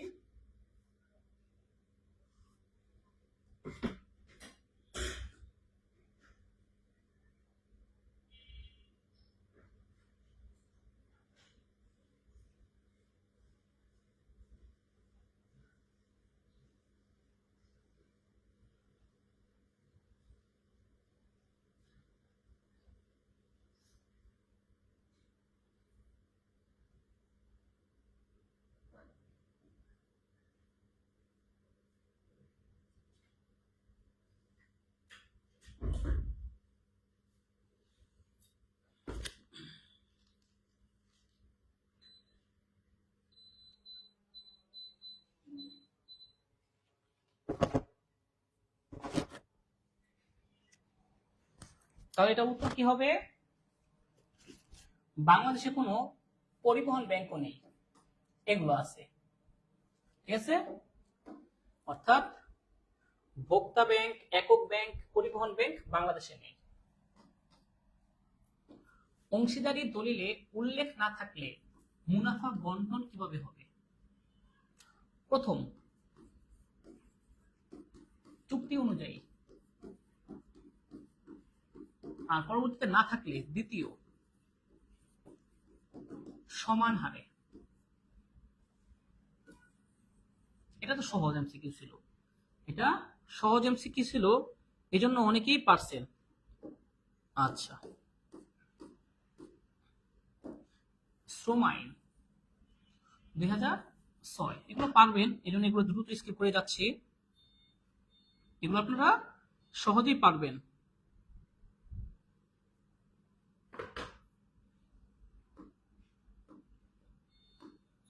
প্রচলিত শ্রম আইন 2006। গ্যান্ট চার্ট কিসের কৌশল? গ্যান্ট চার্ট এবং পার্ট, এটা হচ্ছে মূলত এই দুইটা পরিকল্পনা ও নিয়ন্ত্রণ কৌশল। অপশনে এটা না থাকলে সেকেন্ড অপশন এটা দিবেন, এটা হচ্ছে বেস্ট অপশন। পরিকল্পনা নিয়ন্ত্রণ কৌশল, গ্যান্ট চার্ট এবং পার্ট। ঠিক আছে, এটা অনেক উত্তর দিয়ে দিচ্ছেন গো। যেমন হচ্ছে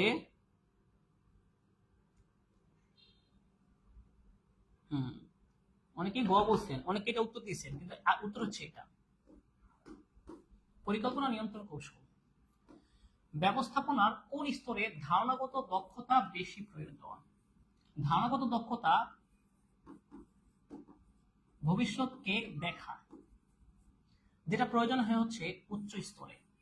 যেন আপনাদের ডিউতে কি অবস্থা হইতে পারে সেটা যদি আগে থেকে অনুমান করতে পারা যায়, তাহলে সেটা হবে কি ধারণাগত দক্ষতা। এটা উচ্চ স্তরে বেশি দরকার। নিম্ন স্তরে কারিগরি দক্ষতা, সকল স্তরে দরকার হয় হচ্ছে আন্তঃব্যক্তিক দক্ষতা।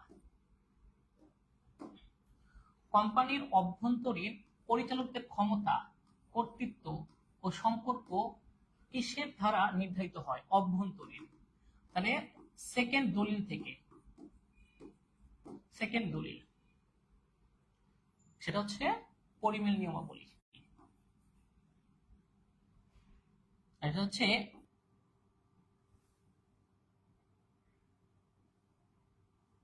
ওকে,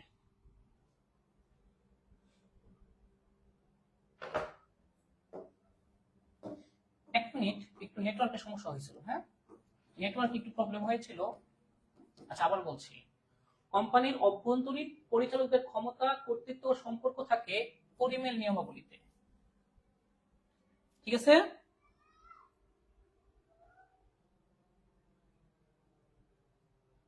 একটু সমস্যা হয়েছিল নেট। ওকে,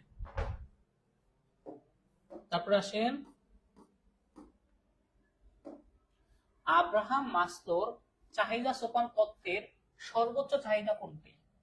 তার 5টা স্তর আছে: জৈবিক, নিরাপত্তার, সামাজিক, আত্মতৃপ্তি, আত্মপ্রতিষ্ঠা। এর মধ্যে এই 2টা নিম্ন স্তরের, এই 3টা উচ্চ স্তরের। দেখেন, এটা হচ্ছে সবার উপরে হচ্ছে আত্মপ্রতিষ্ঠা, এটা হচ্ছে আত্মতৃপ্তি, সামাজিক, সবার সাথে মিশতে চায়, নিরাপত্তা, চাকরির নিরাপত্তা চায়, জৈবিক, খাদ্য, বস্ত্র, বাসস্থান চায়। এটা 1943 সালে তিনি ধারণা দিয়েছিলেন। সর্বোচ্চ স্তর হচ্ছে আত্মপ্রতিষ্ঠা। সে মৃত্যুর পরেও সে নিজেকে সৃষ্টি করে রেখে দিতে, মানে কিছুর মাধ্যমে মনে রাখতে চায়, যে সবাই যেন তাকে মনে রাখে। যেমন তাজমহল নির্মাণ করছে কে? তাজমহল নির্মাণ করছে সম্রাট শাহজাহান। এজন্য এই তাজমহলের কারণে সম্রাট শাহজাহানকে আপনারা মনে রেখেছেন, তাহলে তিনি নিজেকে আত্মপ্রতিষ্ঠা করতে পেরেছেন।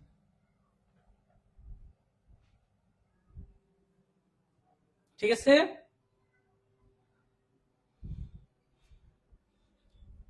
সম্রাট না, সম্রাট শাহজাহান করছেন। হ্যাঁ,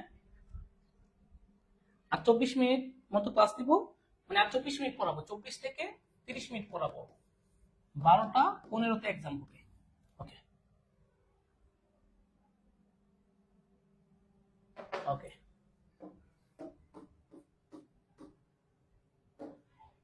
একজন ব্যবস্থাপক যে সংখ্যক পদস্থানের তদারকি করেন, যেমন রিয়াদ স্যার একসাথে 300 জনকে তদারকি করেন, সম্রাট স্যার একসাথে 200 জনকে তদারকি করেন, মারুফ স্যার একসাথে 500 জনকে তদারকি করেন, সেটা হচ্ছে নিয়ন্ত্রণের পরিসর। এটাকে বলা হয় আরো ব্যবস্থাপকের পরিসর, তদারকের পরিসর।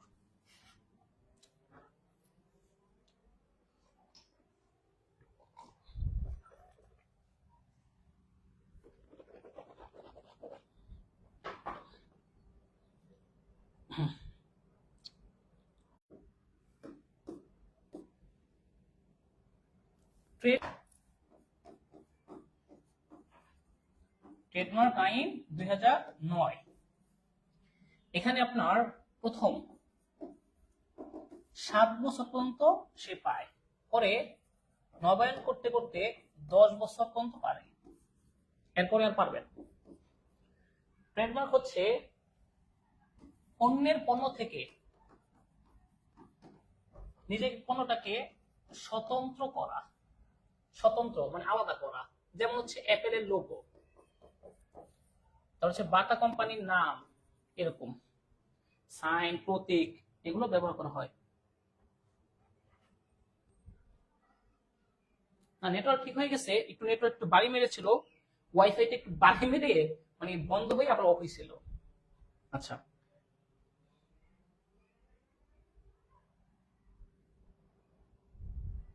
দোয়া করি সমাজ স্যার 100টা বিয়ে করলে, 100টা, একটা বিয়ে করলেই তো জীবন জীবন শেষ হয়ে যাচ্ছে। এখনকার যুগে তো একজনকে চালাইতেই আপনার মানে ঘাম বের হয়ে যায়। আপনার একাধিক বিয়ে করা কি সম্ভব হয় এই যুগে? তা আগের যুগে সম্ভব ছিল, এখন আর সম্ভব না। ঠিক আছে? আচ্ছা, তারপরে আসেন ব্যবসা সংগঠনে যোগ্যতা ও অভিজ্ঞতার সংমিশ্রণে কি গড়ে ওঠে? ধর আপনার জিপিএ 5 আছে, আপনার কাজ করার 2 বছরের অভিজ্ঞতা আছে, এই দুইটা মিলিয়ে আপনার দক্ষতা হয়ে উঠবে, দক্ষতা। ঠিক আছে, যোগ্যতা প্লাস অভিজ্ঞতা মিলিয়ে হচ্ছে দক্ষতা। Very good. তো অনেকে উত্তর দিতে পারছে যে অপসরি মৌলিক, আঞ্জুমান, তামান্না, শাহরিয়ার, হাবিবুর। দেখি, কারণ আমি একটু কঠিন এমসিকিউ দেখাই, দেখি কয়জন উত্তর দিতে পারেন। দ্বি উপাদান তত্ত্বের রক্ষণাবেক্ষণমূলক উপাদান কোনটা, এটা একটু বলেন দেখি। যেটাকে সে অধিকার মনে করে, যেটাকে সে অধিকার মনে করে, যেটা না পেলে অসন্তুষ্টি হয়, সেটা রক্ষণাবেক্ষণমূলক উপাদান। এটা দিচ্ছেন কে? হার্জবার্গ 1959 সালে।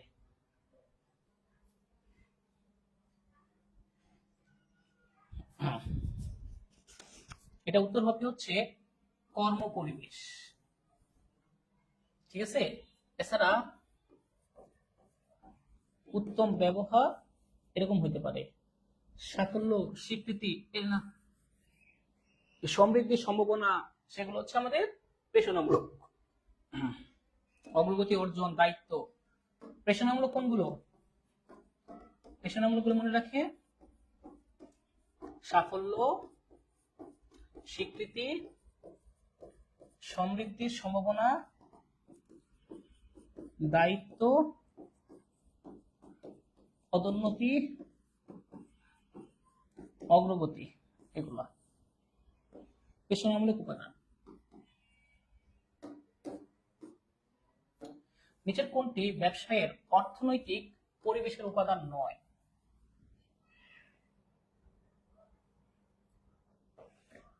এটা বলেন দেখি কয়জন পারেন। নিচের কোনটি ব্যবসায়ের অর্থনৈতিক পরিবেশের উপাদান নয়?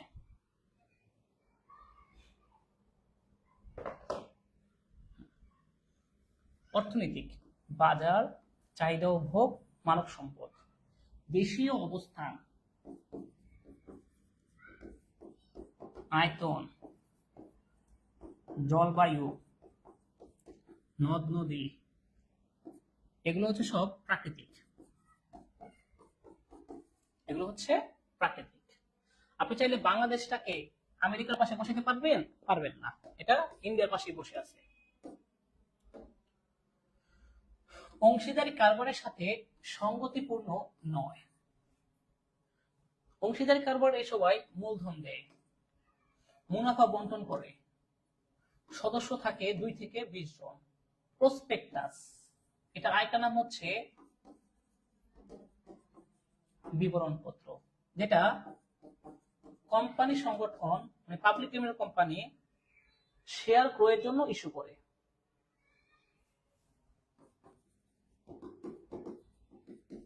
শেয়ার ক্রয়ের জন্য জনগণকে আহ্বান জানায় পত্রিকার মাধ্যমে। কোনটি ব্যবস্থাপনার মূল নীতি নয়? এটা আপনারা বলেন দেখি, এটা কয়জন বলতে পারে একটু দেখি।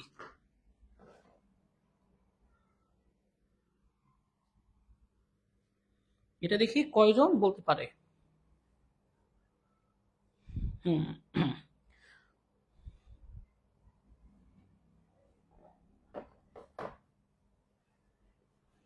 কার্য বিভাগ, কার্যকে বিভাজন করা 1 নম্বর নীতি।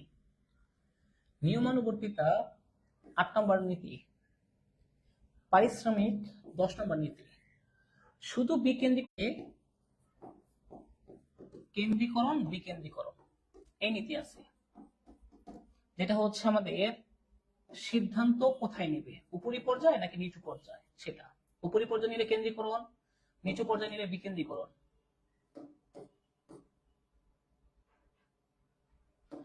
এটা বলেন।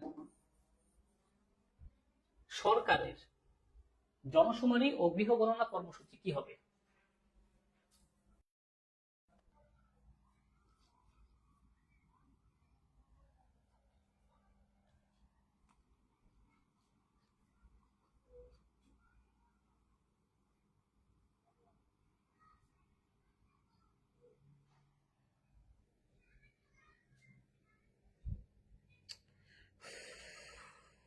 আচ্ছা, একটু অপেক্ষা করুন, নেটটা চলে আসবে।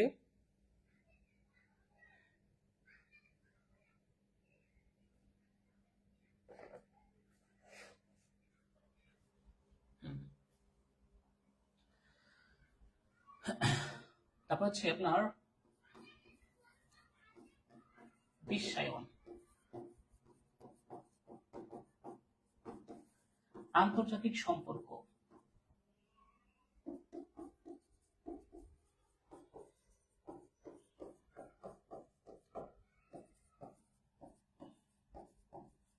সমুদ্র সীমা, এসব রাজনৈতিক পরিবেশের অন্তর্ভুক্ত। শুধু জনশুমারি ও গৃহগণনা সেটা সামাজিক দিতে পারতেন।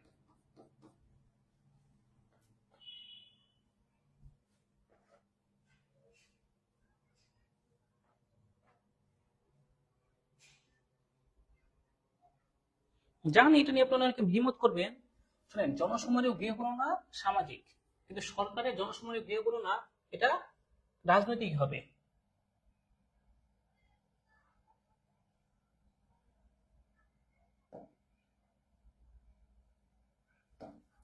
এটা কি হচ্ছে 64 নম্বরটা?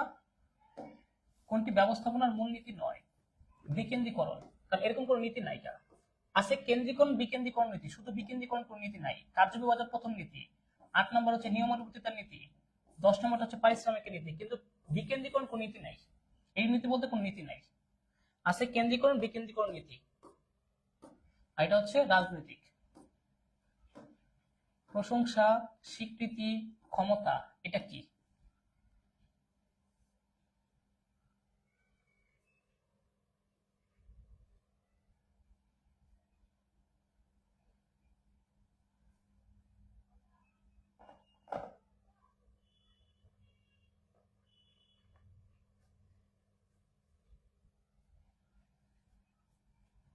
ঠিক আছে,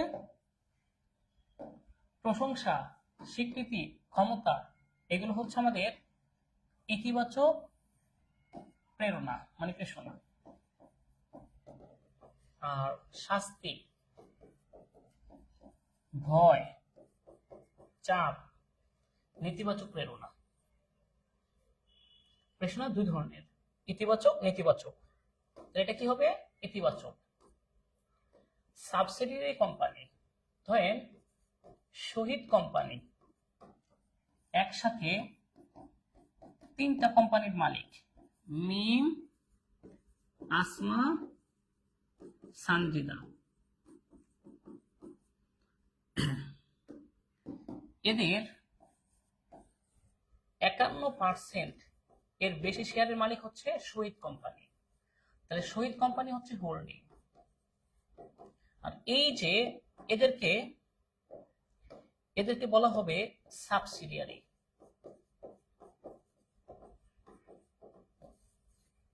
এদেরকে বলা হবে সাবসিডিয়ারি কোম্পানি। তার মানে সাবসিডিয়ারি কোম্পানি মানে এই মিম, আসমা, সানজিদা শহীদ কোম্পানি দ্বারা প্রভাবিত হবে, পরিচালিত হবে। অন্য কোম্পানি দ্বারা, কোম্পানিকে নিয়ন্ত্রণ করে না, অন্য কোম্পানি দ্বারা নিয়ন্ত্রিত হয়। এটা সাবসিডিয়ারি কোম্পানি শহীদ কোম্পানি দ্বারা নিয়ন্ত্রিত হয়, কারণ এদের মালিক তারা। উত্তর হবে কি? এইটা। ক্লিয়ার? বিষয়টা ক্লিয়ার? বুঝতে পারছি আমি?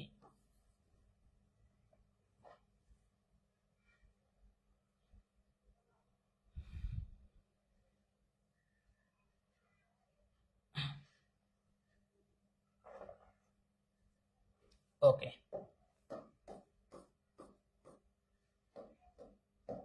একটু আগে যেটা বুঝলাম যে শহীদ কোম্পানি আপনার আসমা, মিম, সানজিদা, এই কোম্পানিগুলোর কমপক্ষে 51% মালিক থাকবে, কমপক্ষে, ন্যূনতম 51%।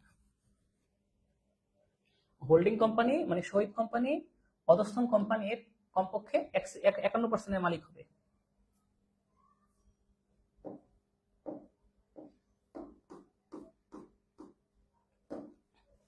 বোনাস শেয়ার ইস্যু করা হলে নিচের কোনটি ঘটবে? মালিকানা সত্ত্ব বৃদ্ধি পাবে? না। মালিকানা সত্ত্ব হ্রাস পাবে? তাও না। অপরিবর্তিত থাকবে। এবং এটাতে নগদ অর্থ প্রদান করতে হয় না, লভ্যাংশ বাবদ এটা দেওয়া হয়। শেয়ার সংখ্যা প্লাস হবে, বৃদ্ধি পাবে।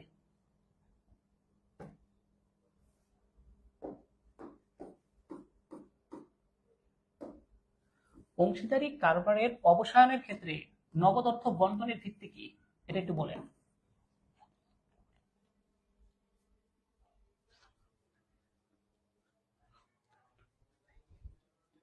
এটা একটু বলেন দেখি, অংশীদারি কারবারের অবসানের ক্ষেত্রে নগদ অর্থ বন্টনের ভিত্তি কি?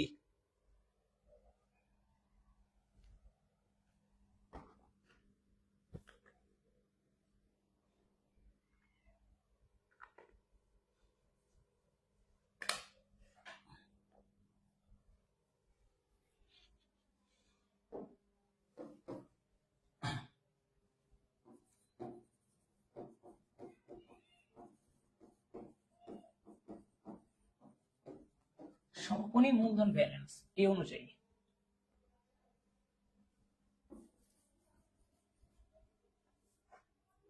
এটা উত্তর হবে কি ডি। হ্যাঁ, নুসাইবা ঠিক বলছেন, ভেরি গুড। মানবীয় সম্পর্ক স্কুলের জনক কে? আবার মানব সম্পদ ব্যবস্থাপনা জনক কে বলেন। একই কথা, মানবীয় সম্পর্ক স্কুলের জনক যিনি, মানব সম্পদ ব্যবস্থাপনা জনক তিনি।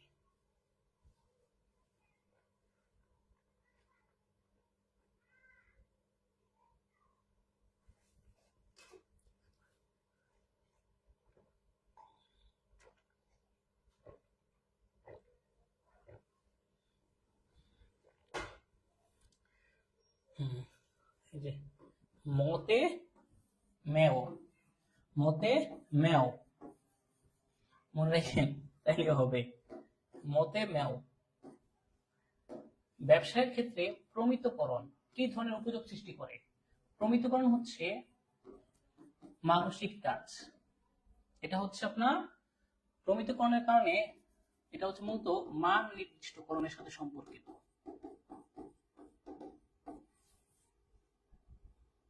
তাই এটা উত্তর কি হবে? মানগত।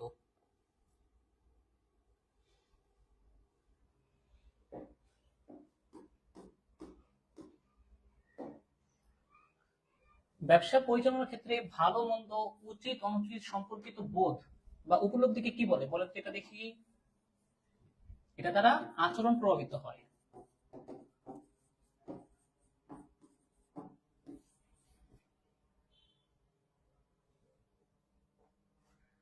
এটা কি হবে বলেন তো?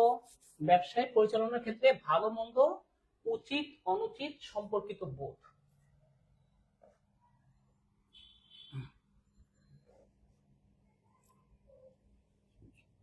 ব্যবসায়িক মূল্যবোধ এটা না। সমাজের প্রতি ব্যবসায়ের দায়বদ্ধতা, সামাজিক দায়বদ্ধতা এটা না, এটা হচ্ছে এটা মূল্যবোধ। কামরুন নাহার সোমা, তার উত্তরটা ঠিক আছে। নিচের কোনটি ব্যবসায় বা অভ্যন্তরীণ পরিবেশের অন্তর্ভুক্ত? দেখেন বাহ্যিক গুলো কি আমি বলছি। প্রতিষ্ঠানের সংস্কৃতি, ভোক্তা, কৌশলগত মিত্র, মধ্যস্থ ব্যবসায়ী, সরকার, নিয়ন্ত্রক সংস্থা, সরবরাহকারী।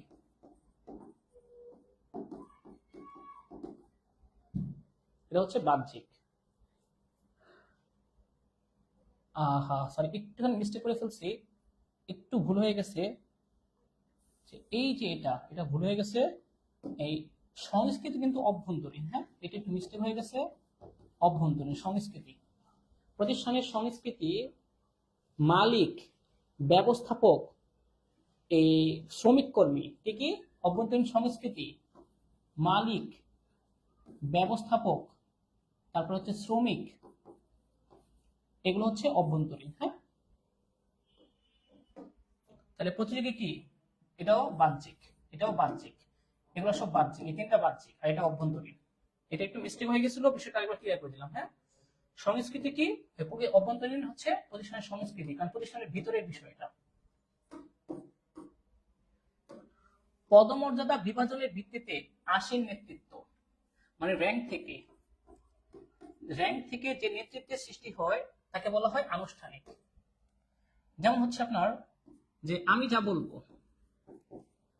বলবো আপনারা তাই পালন করতে বাধ্য, এটা হচ্ছে বাধ্যতামূলক, এটা আনুষ্ঠানিক। যেমন প্রধান শিক্ষক যা বলবে বাকিরা মানতে বাধ্য, আনুষ্ঠানিক। আর অনানুষ্ঠানিক হচ্ছে একসাথে চলতে গিয়ে যে নেতৃত্বের সৃষ্টি হয় সেটা অনানুষ্ঠানিক। এখানে বাধ্যতা নাই, এখানে বাধ্য।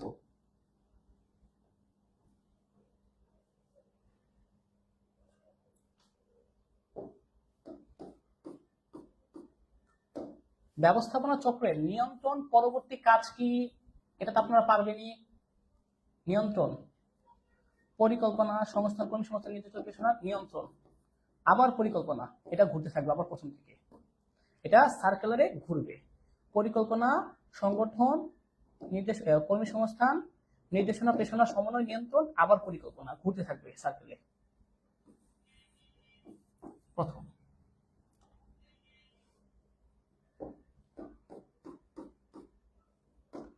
কোন কাজকে ব্যবস্থাপনার সারাংশ হিসেবে গণ্য করা হয়? সারাংশ মানে সব কাজের সামারি,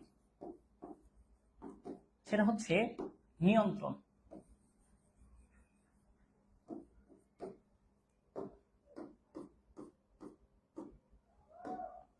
কোন ব্যবসা সংস্থা সামগ্রিকভাবে ফার্ম নামে পরিচিত, এটা আপনারা বলেন, যার নামের আগে মেসার্স যুক্ত করতে হয় এবং 1932 সাল অনুযায়ী পরিচালিত হয়, এটা আপনারা বলেন।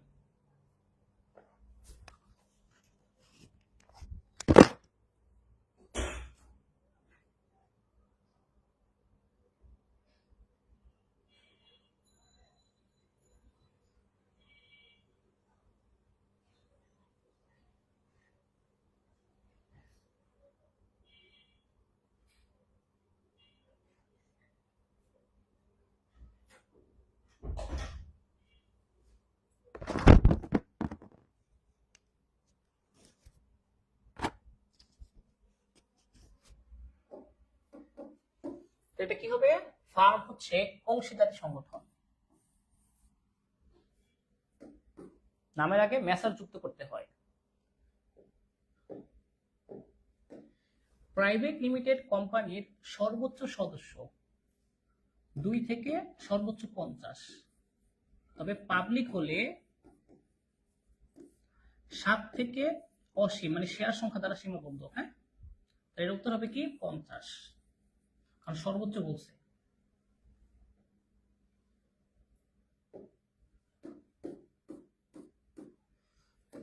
সমবায় অর্জিত মুনাফার কত পার্সেন্ট সমবায় উন্নয়ন তহবিলে চাঁদা হিসাবে সংরক্ষণ করতে হয়?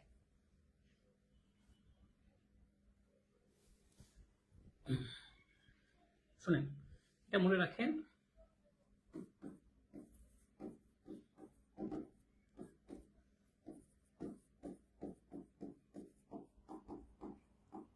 তবে এটা শুধুমাত্র ঋণদান সমবায় সমিতির ক্ষেত্রে, এটা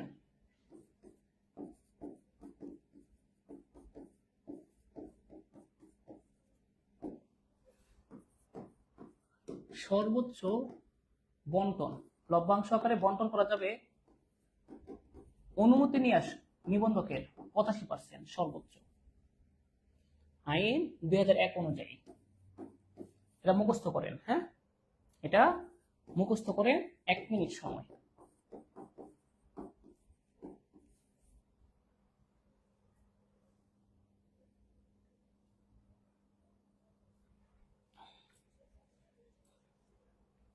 টোটাল 100টা এমসিকিউ করাবো আমরা, 100টা, আর 20টা করাইলেই হবে, মানে আর 10 মিনিটের মধ্যে হয়ে যাবে ইনশাল্লাহ।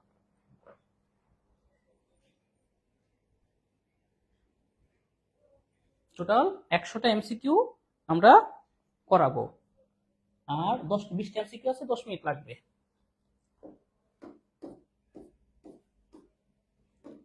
ক্ষমতা বিকেন্দ্রীভূত থাকে কোন স্তরে? কেন্দ্রীভূত উচ্চ স্তরে।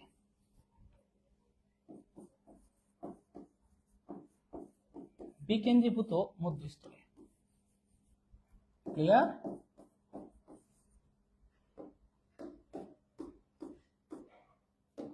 শিল্পে উৎপাদন বৃদ্ধির জন্য শ্রম বিভাগের উপর গুরুত্ব আরোপ করেন কে? এটা অ্যাডাম স্মিথ হবে এবং তার গ্রন্থ কি? ওয়েলথ অফ নেশন, 1776 সালে করছেন। তাকে বলা হয় অর্থনীতির জনক। অর্থনীতির জনক। কোনটি সমবায় নীতিতে অন্তর্ভুক্ত হয়? সমন্বয় নীতি, সমন্বয় সাধনের, সমন্বয় সাধন। এই নীতিটা হচ্ছে দলীয় সমঝোতার নীতি। এখানে কেউ সবাই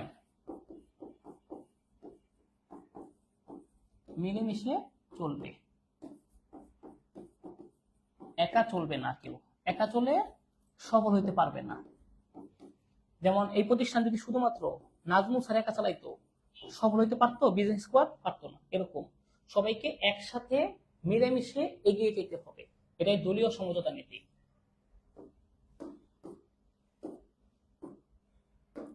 কোনটি বিনিময় সহায়ক কাজ?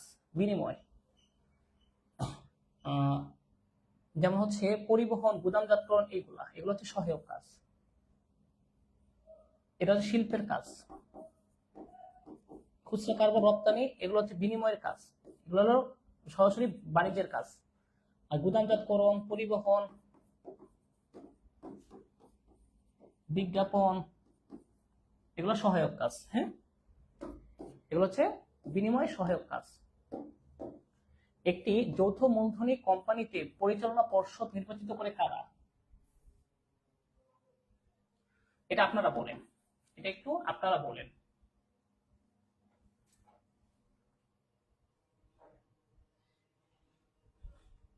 একটি যৌথ মূলধনী কোম্পানির পরিচালনা পর্ষদ নির্বাচিত করে কারা?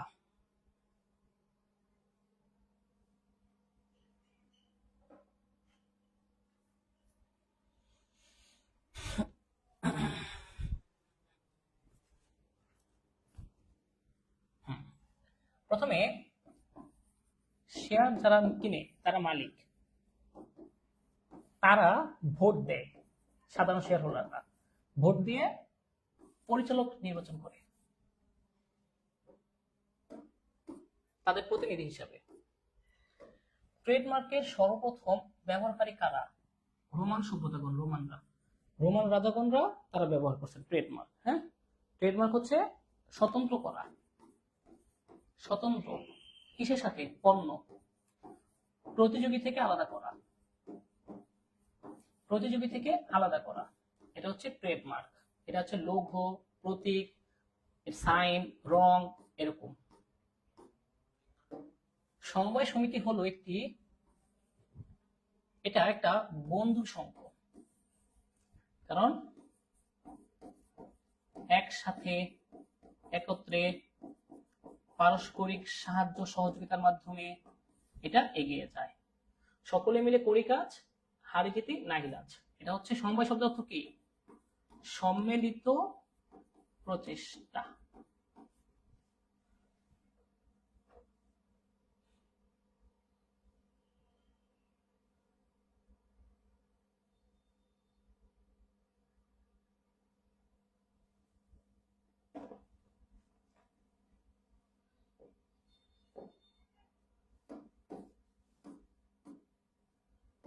নেতৃত্বের বৈশিষ্ট্য 9। নেতৃত্ব আদেশ দান করবে, নেতৃত্ব অবিরাম প্রক্রিয়া, নেতৃত্ব দলগত প্রক্রিয়া, কিন্তু এই প্রক্রিয়াটা নাই, আন্তঃব্যক্তিক প্রক্রিয়া নাই। নেতৃত্ব আন্তঃব্যক্তিক প্রক্রিয়া হবে না। 87 বইয়ে সাহিত্য আছে স্যার, আমার কাছে তো বই আছে, আমিও তো দেখছি বন্ধু সংঘ আছে অনেক জায়গায়। এখন আপনি আমাকে রেফারেন্স দিলে হবে? আপনি যেটা রেফারেন্স, আমিও তো আপনাকে রেফারেন্স দেখাতে পারবো। আমিও তো অনেক দেখছি যে বন্ধু সংঘ অনেক জায়গায় আছে। রেফারেন্স আপনি যেখান দেখাবেন, আমার তো রেফারেন্স আছে, তাই না? সাহিত্য শোষিত প্রতিষ্ঠান কি? যে সকল প্রতিষ্ঠানগুলো নিজের মতো করে চলাচল করে, তুমি এটা বন্ধু সংঘ বলা যায়। কারণ হ্যাঁ, এটা নিয়ে একটু দ্বিমত আছে অনেক জায়গায়, যে বন্ধু সংঘ বলা যাবে না কেন বা স্বায়ত্তশাসিত বলা যাবে না কেন, এগুলো নিয়ে একটু দ্বিমত থাকতে পারে। অ্যাকচুয়াল উত্তর তো আপনার এটা কোথাও সঠিকভাবে বলা নাই, সমবায় আইনে বলা নাই যে সমবায় আইন হচ্ছে একটা বন্ধু সংঘ, এটাও বলা নাই। সমবায় আইন একটি স্বায়ত্তশাসিত প্রতিষ্ঠান, এটাও তো বলা নাই। যেমন আমরা স্বায়ত্তশাসিত প্রতিষ্ঠান কোনগুলো, এগুলো আমরা জানি হচ্ছে ওয়াসা, রাজুক, কৃষি ব্যাংক, শিল্প ব্যাংক, জীবন বীমা কর্পোরেশন, এগুলো আমরা জানি, টিসিবি।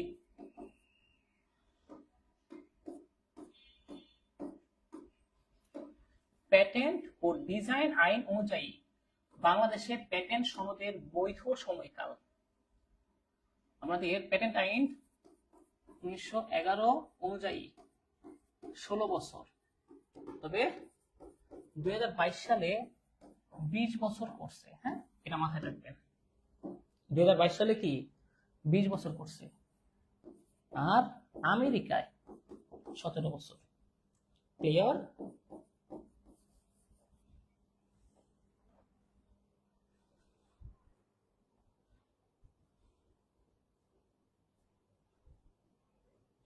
হ্যাঁ, বিটিবিও স্বায়ত্তশাসিত প্রতিষ্ঠান। ভেরি গুড, ওই যে দিহান বলছে, ভেরি গুড। হার্জবার্গের দ্বি উপাদান তত্ত্ব অনুযায়ী নিচের কোনটি প্রেষণামূলক উপাদান নয়? প্রেষণামূলক উপাদান স্বীকৃতি, প্রেষণামূলক উপাদান সাফল্য, প্রেষণামূলক উপাদান এই যে চাকরি নিরাপত্তা, যেটা সেটা রক্ষণাবেক্ষণমূলক উপাদান।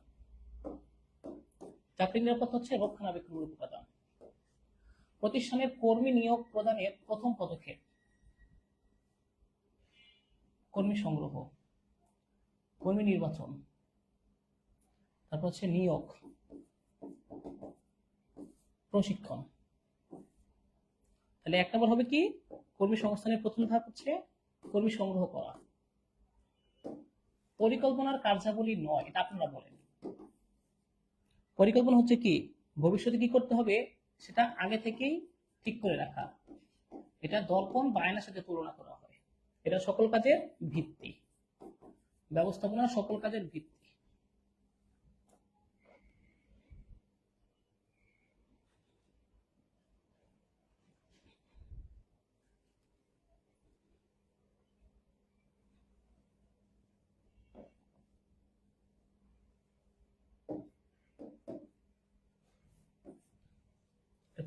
পরিকল্পনার কাজ, পরিকল্পনা বাস্তবায়ন, তাহলে সংগঠন তৈরি।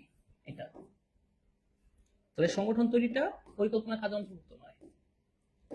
বাজেট না, এটা বাজেট হবে। হ্যাঁ, বাজেট করণ ব্যবস্থাপনার কোন কাজের সাথে জড়িত? পরিকল্পনা, এটা পরিকল্পনা। বাজেট করণ হচ্ছে একাত্মক পরিকল্পনা অন্তর্ভুক্ত। সংগঠন বলতে কি বোঝায়? এটা হচ্ছে গুচ্ছ, সম্পর্কের গুচ্ছ। কিসের সম্পর্ক? সম্পর্কের গুচ্ছ।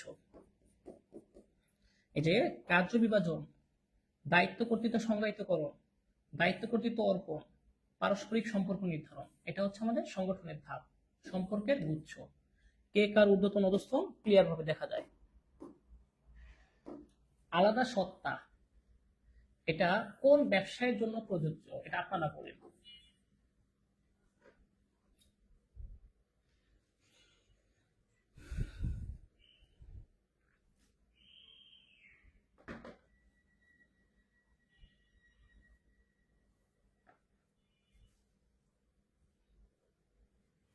কোম্পানি। আলাদা কৃত্রিম সত্তা আছে, ব্যক্তির ন্যায় অধিকার পায়, ব্যক্তির ন্যায় অধিকার। নিকাশ ঘর অনানুষ্ঠানিকভাবে প্রথম শুরু হয় কোথায়? লন্ডনে 1635 সালে। এটা ফিনান্সের প্রশ্ন, এই জন্য দেখালাম না। যেখানে হচ্ছে এটা কেন্দ্রীয় ব্যাংক দায়িত্ব পালন করে, এটার আন্তঃব্যাংকিক দেনাপাওনা নিষ্পত্তি হয়। উৎপাদনের সবচেয়ে জটিলতম উপাদান শ্রম। এটা মার্কেটিং এর প্রশ্ন। ব্যাংক কোম্পানি আইন অনুসারে বর্তমানে, শুনেন, ব্যাংক আইন 1991 সাল অনুযায়ী একটা পরিবার থেকে 2 জন পারবে, তবে 2018 সালে আপনার একই পরিবার থেকে 4 জন পারবে কি করতে, পরিচালক হইতে। হ্যাঁ, আগে ছিল 2 জন, এখন হয়েছে 4 জন। ব্যাংক কোম্পানি আইন অনুযায়ী একই পরিবারে 4 জন পরিচালক থাকতে পারে। অংশীদার হিসাবে নাবালক, তার দায় হচ্ছে সীমাবদ্ধ, সসীম, মূলধন পর্যন্ত।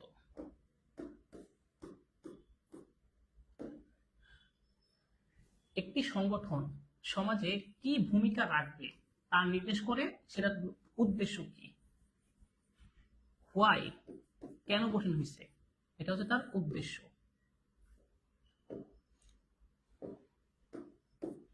একটি সংগঠন সমাজে কি ভূমিকা রাখবে তা নির্দেশ করে কি, তার উদ্দেশ্যটা।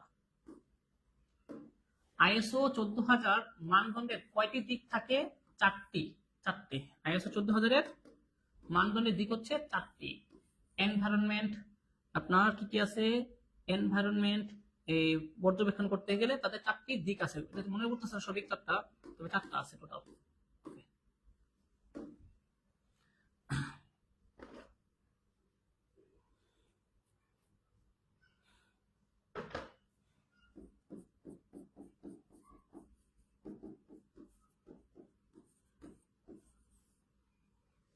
ঠিক আছে, সবাই ভালো থাকেন, সুস্থ থাকেন। আজকে এইটুকুই, আল্লাহ হাফিজ। ভালো থাকতেছেন, আর অনেক খারাপ লাগতেছে। হ্যাঁ, ওকে।